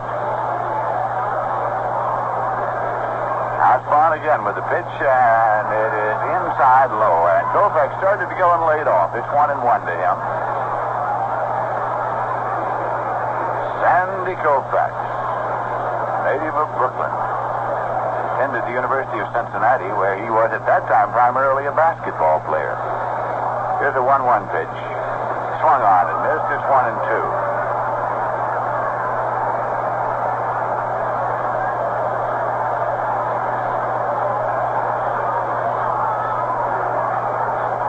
Now Spahn with the 1-2 delivery. Screwball low and away, and it's 2-2. Maury Wills is waiting on deck. Wills is 2 for 2 in this game. The 2-2 pitch to Koufax. Swung on and line to first. Taken on a short hop by Hickman. He goes to the bag for the out. It's right off the end of the bat. A lot of English on it. Was spinning down to first. And Hickman took it on a short hop and then jogged to the bag for the out unassisted. Maury Wills is coming up. They spun up the middle for a base hit. Leading off in the bottom of the first. And hit the ball into the hole at short. McMillan made a perfect play on it in the 3rd inning, but just not in time to get Wills, who beat it out. The Dodgers have 2 hits off Spahn. Wills has them both. They have him, of course, turned around as switch hitter on the right side, which takes away a couple of steps from him. Against the left-hander Spahn. Here's the pitch, and it's bunted down to first base line. Hickman takes it, goes to the base path, and tags Maury Wills. Wills tried to bunt his way on, hoping to get that one over to where he could make Hickman play it far from the bag and beat him to it, but didn't get it exactly where he wanted. Hickman made the play in time, and there are 2 men out with Jim Gilliam coming up. Switch hitter batting right. He's hit into a forced play and flied to left so far. The long history of the Dodgers and their pitching staff. This is the first day that Sandy Koufax and Don Drysdale ever combined to work a doubleheader. And the pitch to Gilliam is inside low for a ball.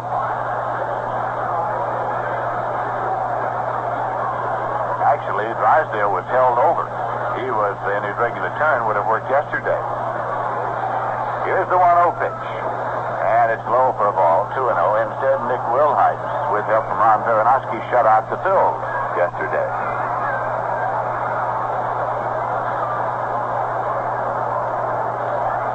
We're in the bottom half of the 6th inning. First game of the doubleheader. Mets won, the Dodgers nothing. There's a breaking ball in there for a called strike. 2-1 to Jim Gilliam. You can tell how far a man goes back as a Dodger fan as to what he calls Gilliam. If you call him Junior, you're an old Dodger fan. Here's the 2-1 pitch. Swung on and lined down the left field on a foul ball. Got around, ripped it foul. 2-2 to count to Gilliam.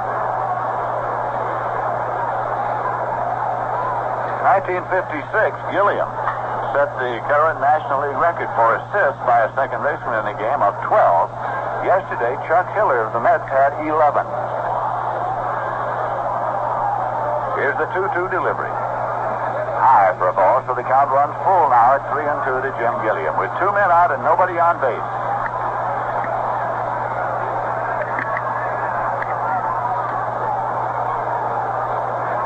Spahn reads the sign of Chris Canizero. This is a 3-2 pitch. Swung on and looped out into left, and it's going to be in there for a base hit for Jim Gilliam. Drives by Cowan, he barehands the ball. Gilliam takes a wide turn, goes back to first as the throw comes in. It is the 3rd hit for the Dodgers off Warren Spahn. A looping single to left center, and it brings up Wes Parker, also a switch hitter batting right.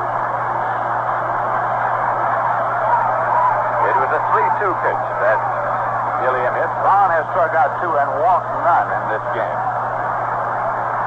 The Mets lead by a score of 1-0. The Dodger fans, and there are a lot of them here, start rhythmic applause. Pitch is high for a ball.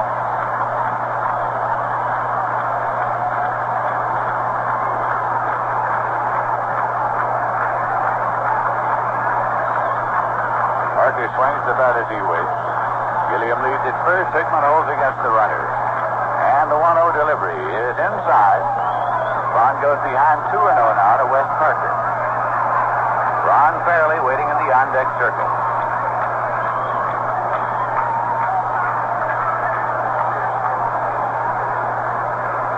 This is the last scheduled doubleheader for the Dodgers here at Dodger Stadium this year. They don't play many doubleheaders.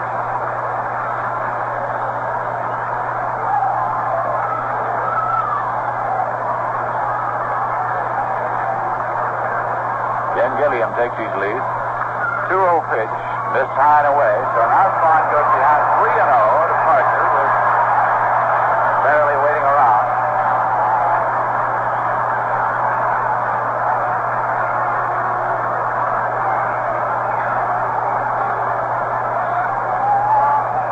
It's a pleasantly comfortable afternoon. It isn't humid, it isn't hot.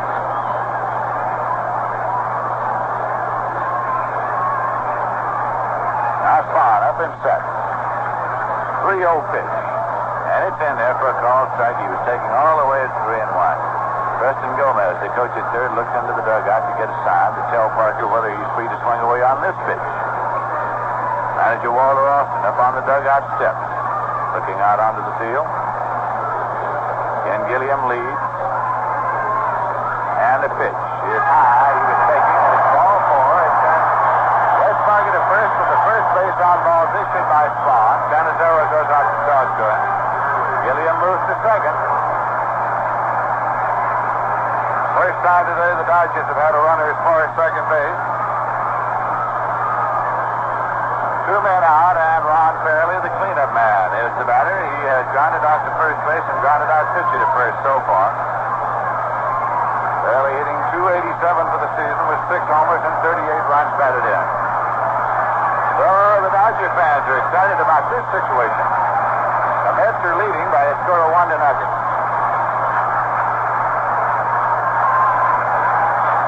Spahn checks runners first and second. And the pitch to the left-hand batter is hit into the air to left field. And Swoboda's going to catch it straight. And he sits down, gets up and goes by him. One run is scored.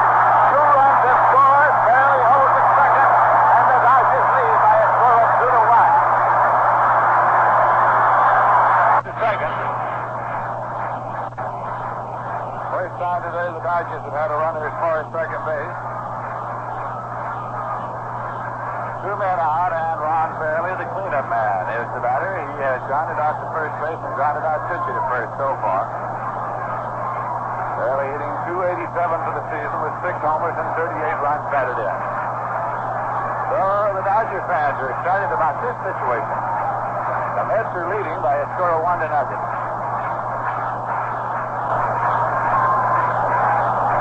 Don checks runners first and second, and the pitch to the left-hand batter is hit into the air to left field, and Swoboda's going to catch it straight. And he sits down, gets up and goes by him. One run is scored. Two runs have scored. Barely holds it second, and the Dodgers lead by a score of 2-1.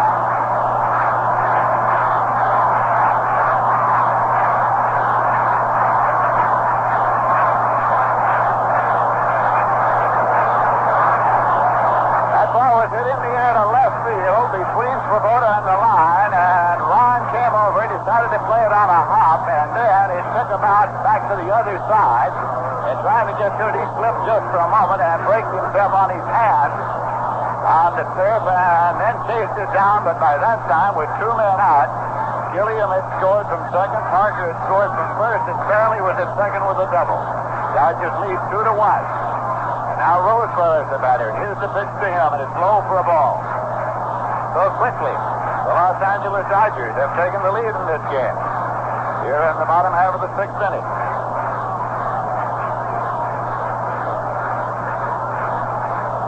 Roseboro's nothing for two so far, and Swan deals the pitch to him, hit on the ground, foul. Rolling back. A count of 1-1. Galen Cisco is throwing in the Met bullpen now. Galen Cisco is up and throwing. He would on Friday night in San Francisco, but not a lengthy stint. He worked 4 innings in San Francisco. 1-1 to count to Roseboro.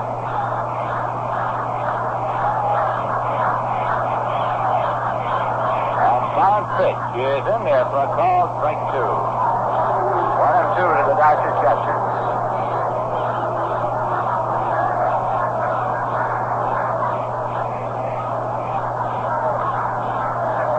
Ron Fairley takes the lead at second.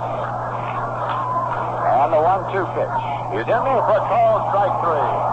Ron strikes out Roseboro to retire the side. Third strikeout for Spahn.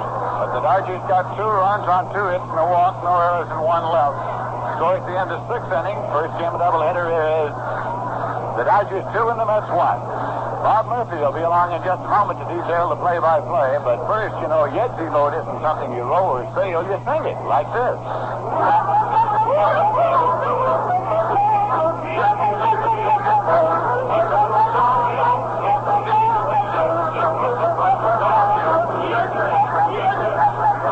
Your Boss is a song that gets sung over and over at Polish parties and picnics until the singers rave a fearful thirst. Then they change their tune.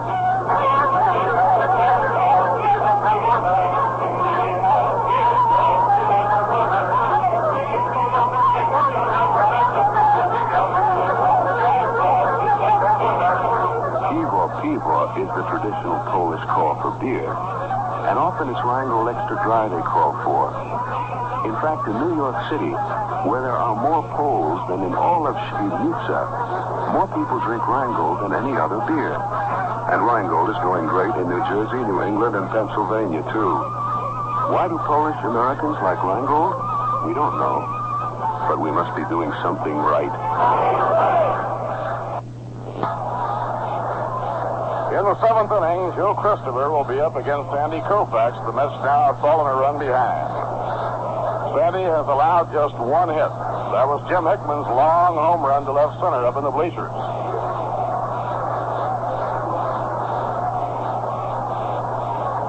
Now Koufax into his windup. The pitch to Christopher, a swing and a miss, strike one.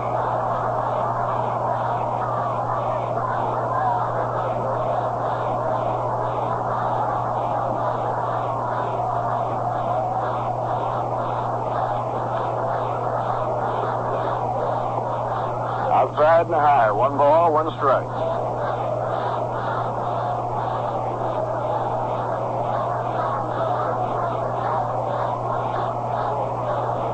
Outfield a stride toward left against Christopher. A check swing and a foul ball back up into the crowd, out of play. Pete Ward's 10th inning home run at Comiskey Park gave the White Sox, they come from behind, a 4-3 win over the Red Sox. So the White Sox stay a half game behind first place Minnesota. Eddie Fisher, who is having a fabulous year in relief, the winning pitcher. He came out in the 8th inning. And Dick Raditz gave up that game-winning home run to Pete Ward.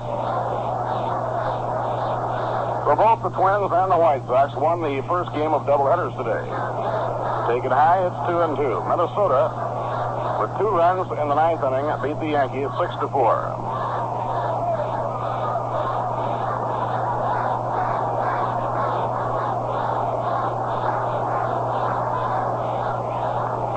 Here's the windup, 2-2 delivery, fouled off the mask of Johnny Roseboro. The Dodgers going out in front on a bloop single, a walk, and a solid 2-base hit to left by Ron Fairley.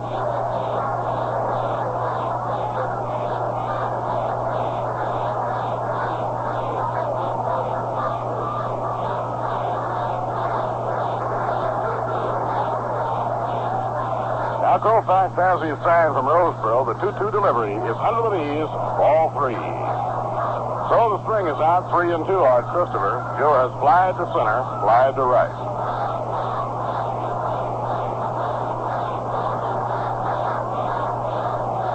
Ron Swoboda waiting on deck, and then Jim Hickman. 3-2 delivery. Foul fly veering off toward the crowd over behind the visiting dugout.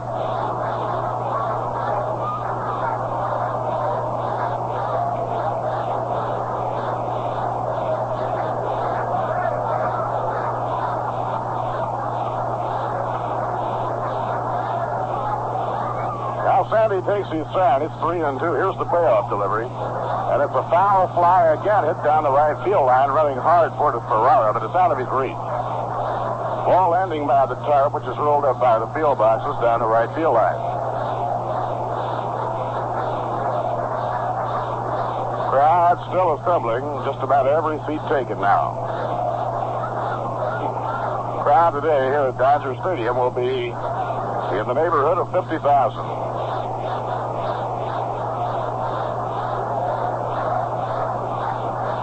Now Koufax out of his windup. Here's the pitch. And again it's fouled off by Joe back into the crowd. So the duel continues between Sandy Koufax and Joe Christopher.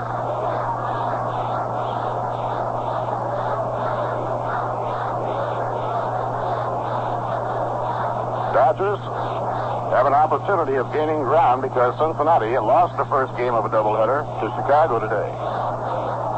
A high fly ball hit the left center field. Moving in is Ron Fairley. He's there, and he makes the catch. Fairley takes the fly, which was hit reasonably deep to left center.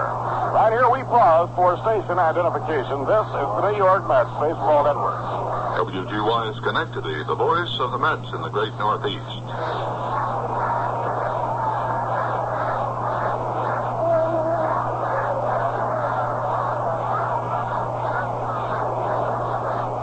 Murphy with Lindsey Nelson and Ralph Kiner from Dodger Stadium. The Mets sitting in the 7th inning and trailing 2-1. Ron Swoboda up. A swing and a miss and a high hard one, strike one. St. Louis leading the Braves 6-2 going to the last of the 9th inning in Milwaukee.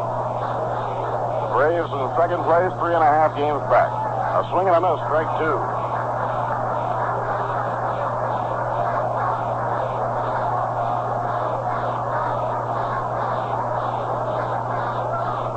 Koufax winding the 2-strike pitch.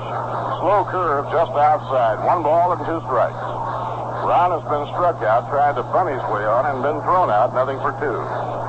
batting at .253. The 1-2 delivery.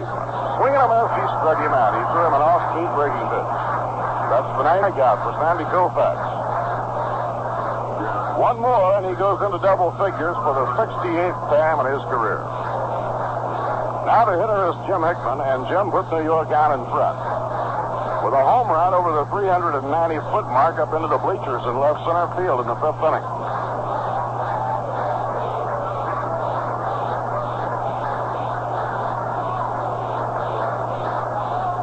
Now the pitcher on the way, a high fly ball into center field. Under the ball waiting is Ron Fairley, and he puts it away the side is out. No runs, no hits, no errors, none left. 7th inning stretch time for the Dodger fans. At the end of 6.5 the score, the Dodgers 2 and the Mets 1. And now it's time for another unusual fact from the Viceroy Hall of Records. In 1922, the Chicago Cubs and the Philadelphia Phils played one of the wildest ball games you'll ever hear about. They almost needed a policeman to direct traffic at home plate. By the end of the game, Chicago had scored 23 runs. But get this, they lost.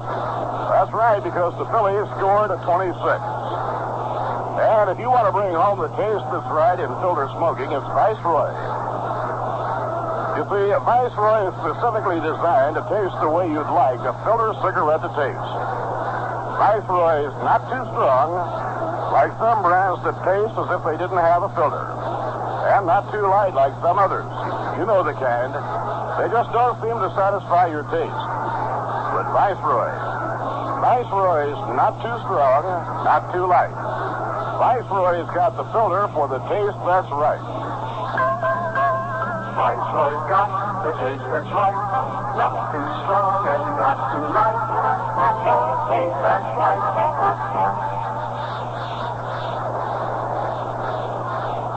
The Dodgers' 7th inning with second baseman Jim Lefebvre coming up against Warren Spahn.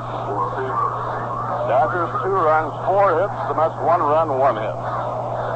Yesterday it was Jack Fisher dueling Juan Marichal. Here it's Spahn against Koufax. A swing and a miss on a breaking ball, strike 1.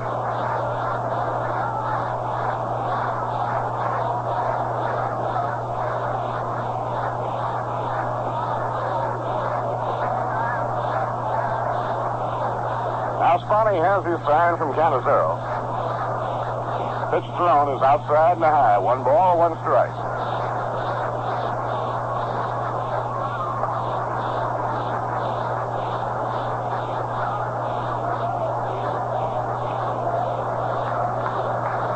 Now Spahn starting in on his target.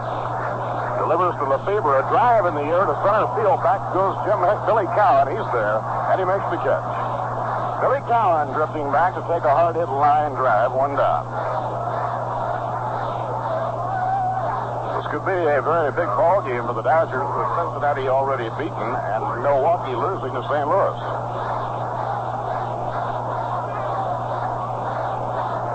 One out and nobody on. The batter is Al Ferrara. Al has flied to right, been struck out, nothing for 2.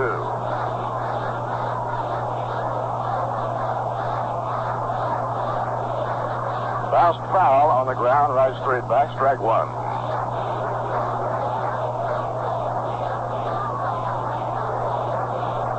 Bloop single, a walk, and a solid double hit deep to left, driving 2 runs in for the Dodgers as they went in front in the 6th inning.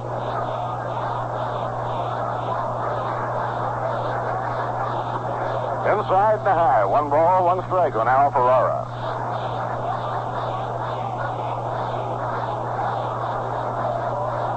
Tommy Davis, Willie Davis, Lou Johnson, and Wally Moon are all sidelined at the moment. Here's the 1-1 delivery. Hit foul down the third baseline. No play. A changeup. He got too far out in front. So it's 1 ball and 2 strikes. Willie Davis was hurt when he collided with Hawk Taylor in a play at first base at Shea Stadium last weekend. He'll probably be out about another week. They really hit together hard. Taylor was flying first in the game, and he had fielded a slow grounder and raced to the bag to beat Willie Davis. High fly hit the right center.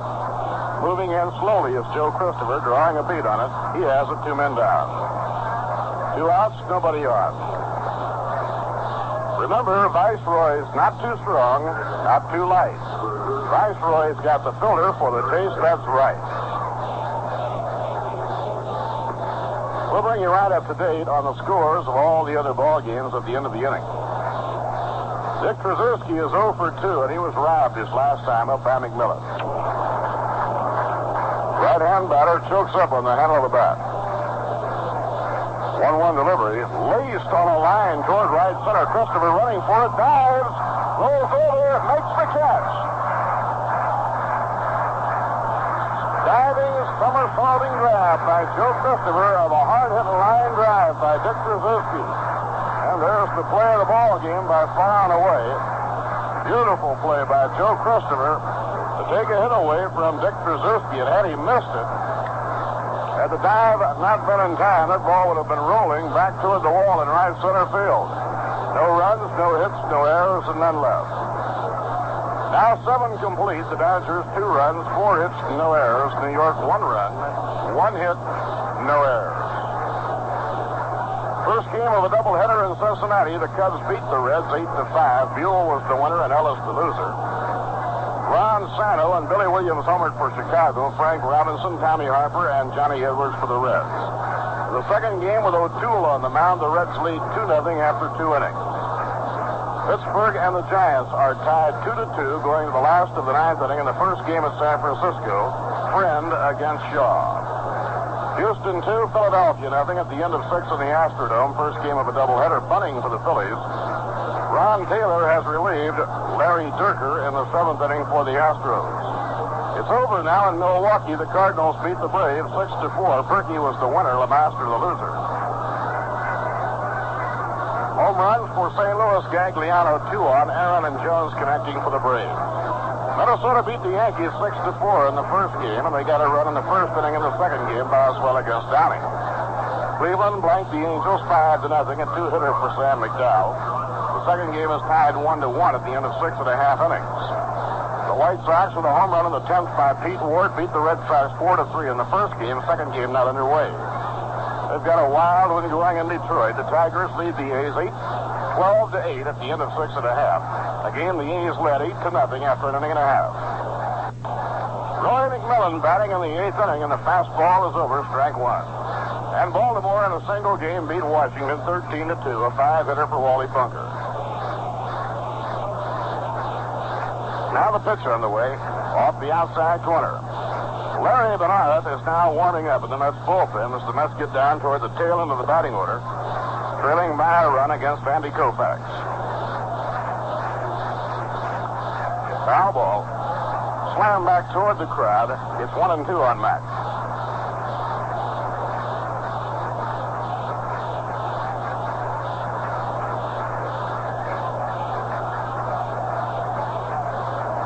Koufax has walked 2, struck out 9. Allowed 1 run, 1 hit. The 1 hit was Hickman's home run. Taken high, it's 2-2.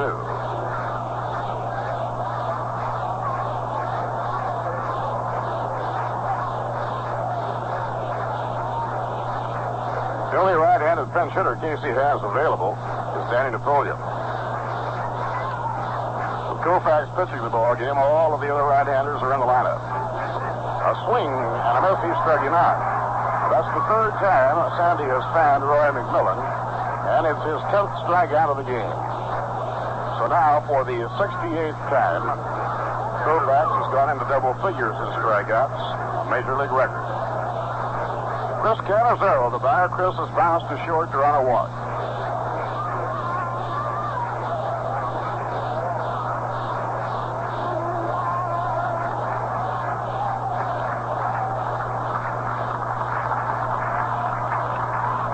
Now Sandy winding down Hemsley's pitch, and it's over at the knees for a called strike. On the message board now, they are providing the information. That's 10 strikeouts for Sandy Koufax. Now, this is the 68th time he has found in double figures. High pop-up down the right field line. Ferrara is coming in. Out goes Lefebvre, and Lefebvre takes it near the line in fair territory. Now, Warren Spahn is the scheduled hitter. The Danny Napoleon is down around the bat rack.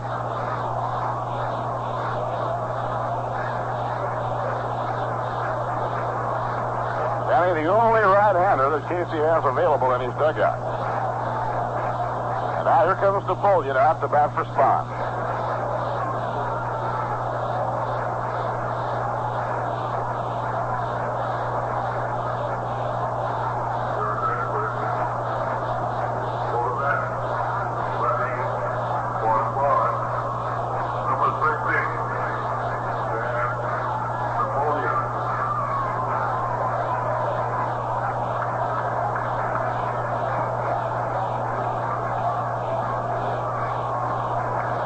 Dan Napoleon hitting for Warren Spahn. Spahny is out of the ball game then. Hit brilliantly once again. In 7 innings, he allowed 2 runs, gave up just 4 hits.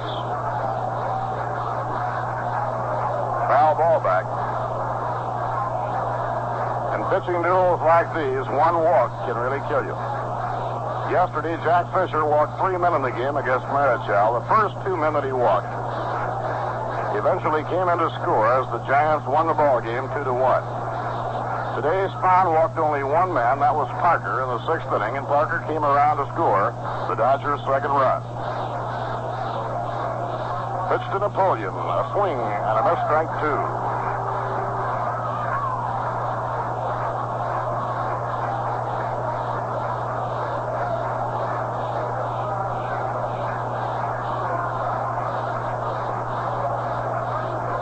A swing and a miss. He struck him out. So Koufax takes Napoleon out on 3 pitches. He threw the fastball right by him. Sandy's 11th strikeout. He is really fast today. No runs, no hits, no errors, and none left. At the end of 7 1/2, the Dodgers 2 and the Mets 1.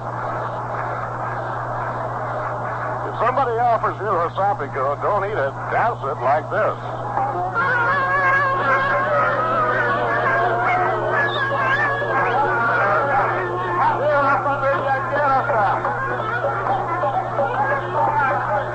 Sapico is spirited and lively.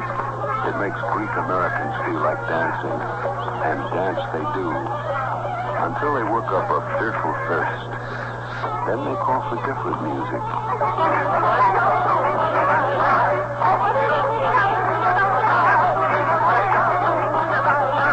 Nina Nai Nai is music the Greek drinks to. He'll sit down, call for a beer, probably Rheingold Extra Dry. In fact, in New York City, where there are more Greeks than in all of Sparta, more people drink Rheingold than any other beer. And Rheingold is going great in New Jersey, New England, and Pennsylvania, too. Why do Greek Americans like Rheingold? We don't know, but we must be doing something right.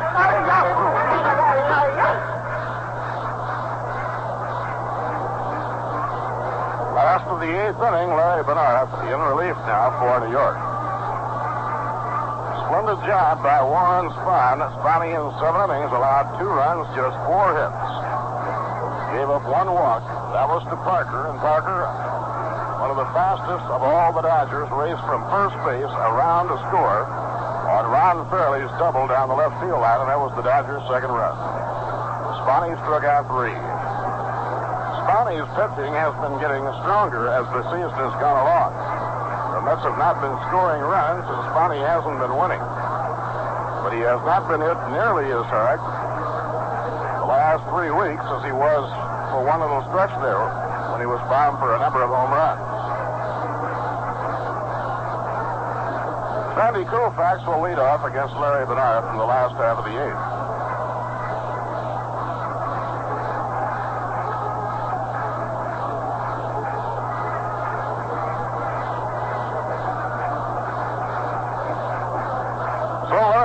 Will be facing Sandy Koufax, Maury Wills, and Jim Gilliam in the last of the 8th inning. The Mets in the 9th inning will have the top of the batting order coming up. Danny Napoleon, the 3rd out, in the top of the 8th inning, was batting for Warren Spahn.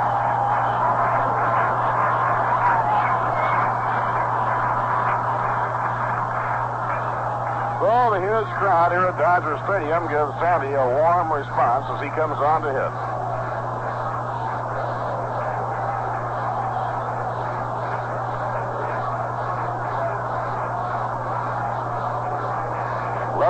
Bernhardt in relief for Larry, his 23rd appearance. Here's the windup and the pitch to Sandy. A little bit outside. 1 ball and no strikes. Larry was the winning pitcher in the only game the Mets have won on this road trip, and that was the game they beat Maloney in Cincinnati. A line drive caught by Bobby Klaus. Leaping grab by Bobby to take a liner hit by Koufax. Maury Wells coming on to hit. Maury has 2 for 3. He has 2 of the 4 Dodger hits. Maury tried to punt for a 3rd hit in the 6th inning, but was taken out unassisted by Jim Hickman.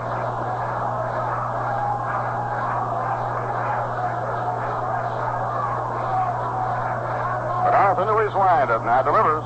Baltimore chop off the plate. It's going to be tough. Bernhardt racing to cover. Out at first base. Larry got there in time to beat Maury Wells. 2 men down. On Monday, June 28th, when the Mets return home for that doubleheader with the Braves, that also is the date. Larry Bernhardt and his associates will be opening their Eagle Athletic Camp for boys and girls in Huntington, Long Island. They'll have a $250,000 facility opening up, and we certainly want to wish them all the luck in the world.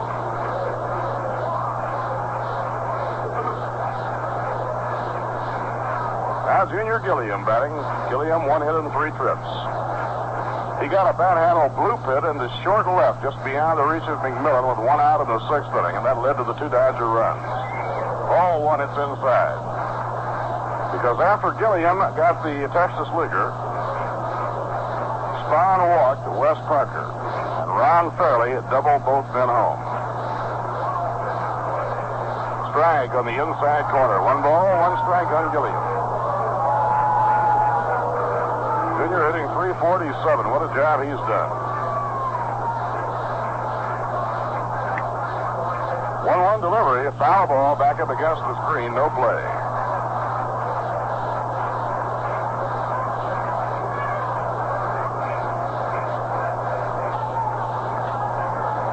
With Spahn and Koufax on the mound, this ball game is in the last of the 8th inning and has been going only 1 hour and 49 minutes.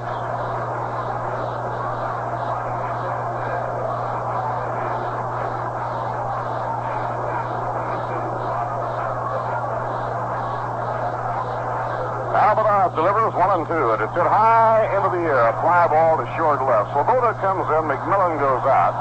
As Swoboda makes the catch, he falls down, but he hangs on to it. Brown was a little uncertain as to whether McMillan had stepped away to let him make the play. Ever a dull moment. No runs, no hits, no errors, and none left. So at the end of 8 innings, it's the Dodgers 2 and the Mets 1. You know, sometimes it's hard to believe that so many different kinds of people can agree on one thing. But they have. They've made Rheingold Extra Dry New York City's largest selling beer.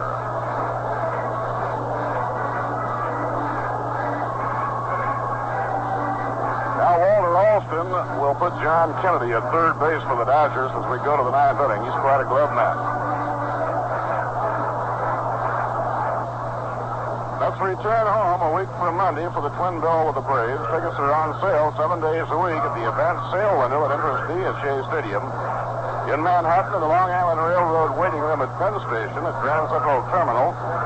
The ticket window is at the foot of the 42nd Street and Vanderbilt Avenue ramp. On Long Island, tickets are on sale to Mets home games during the regular store hours at Macy's in the Walt Whitman Shopping Center in Huntington, Long Island.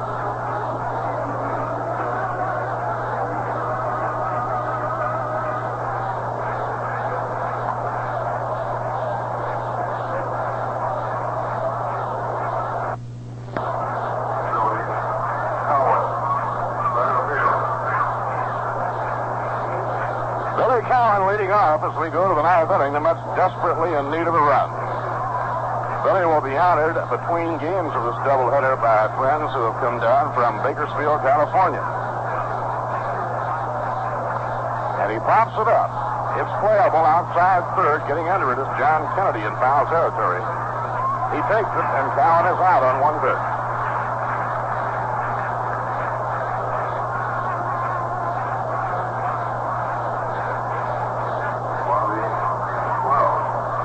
Koufax bidding for his 11th win of the year against just 3 losses. If he wins it, it'll be 5 straight. Last time he lost a ball game, he lost to the Cardinals 2-1 in late May.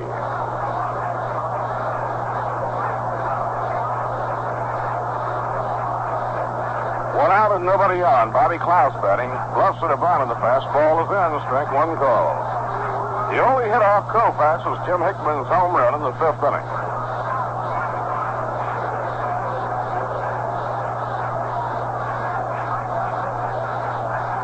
One ball, 1 strike.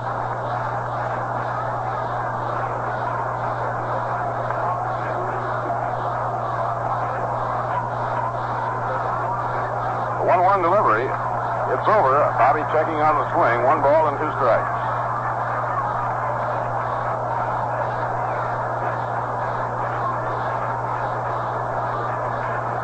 We're in the 9th inning. First game of 2. The second game is Drysdale against Larry.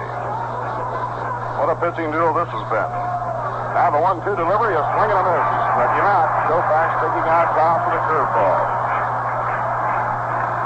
And that's Sandy's 12th strikeout of the game.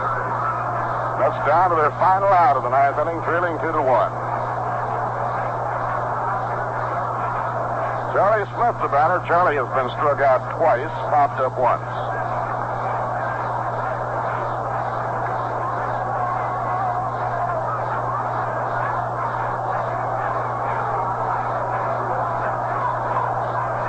Up by Koufax. In comes his pitch. Fastball at the letters, ball 1.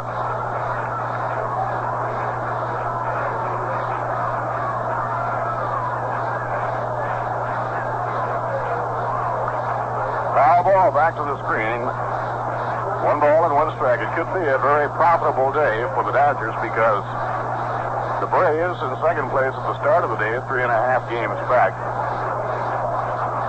played a single game with the Cardinals and lost it. St. Louis winning 6-4. Third place Cincinnati dropped the first game of a doubleheader to Chicago. A foul ball whacked back upstairs, and now it's 1 ball and 2 strikes.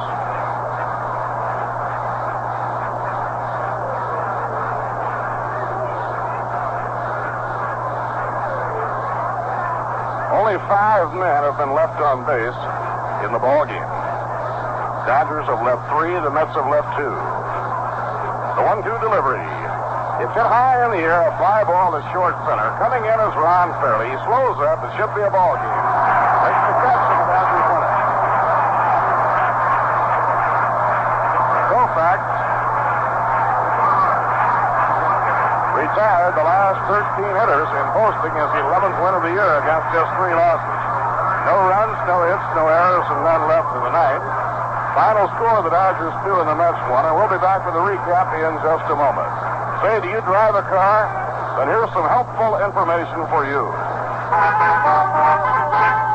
A driving tip from Shell. How safe are your brakes? Why not test them right now while you're driving? You can in this easy on-the-spot road test, courtesy of your local Shell dealer. First, make sure you've got a clear road with nobody behind you. Repeat, nobody behind you. Drive at a good clip and apply your brakes with a nice, firm pressure. Car come to an even stop,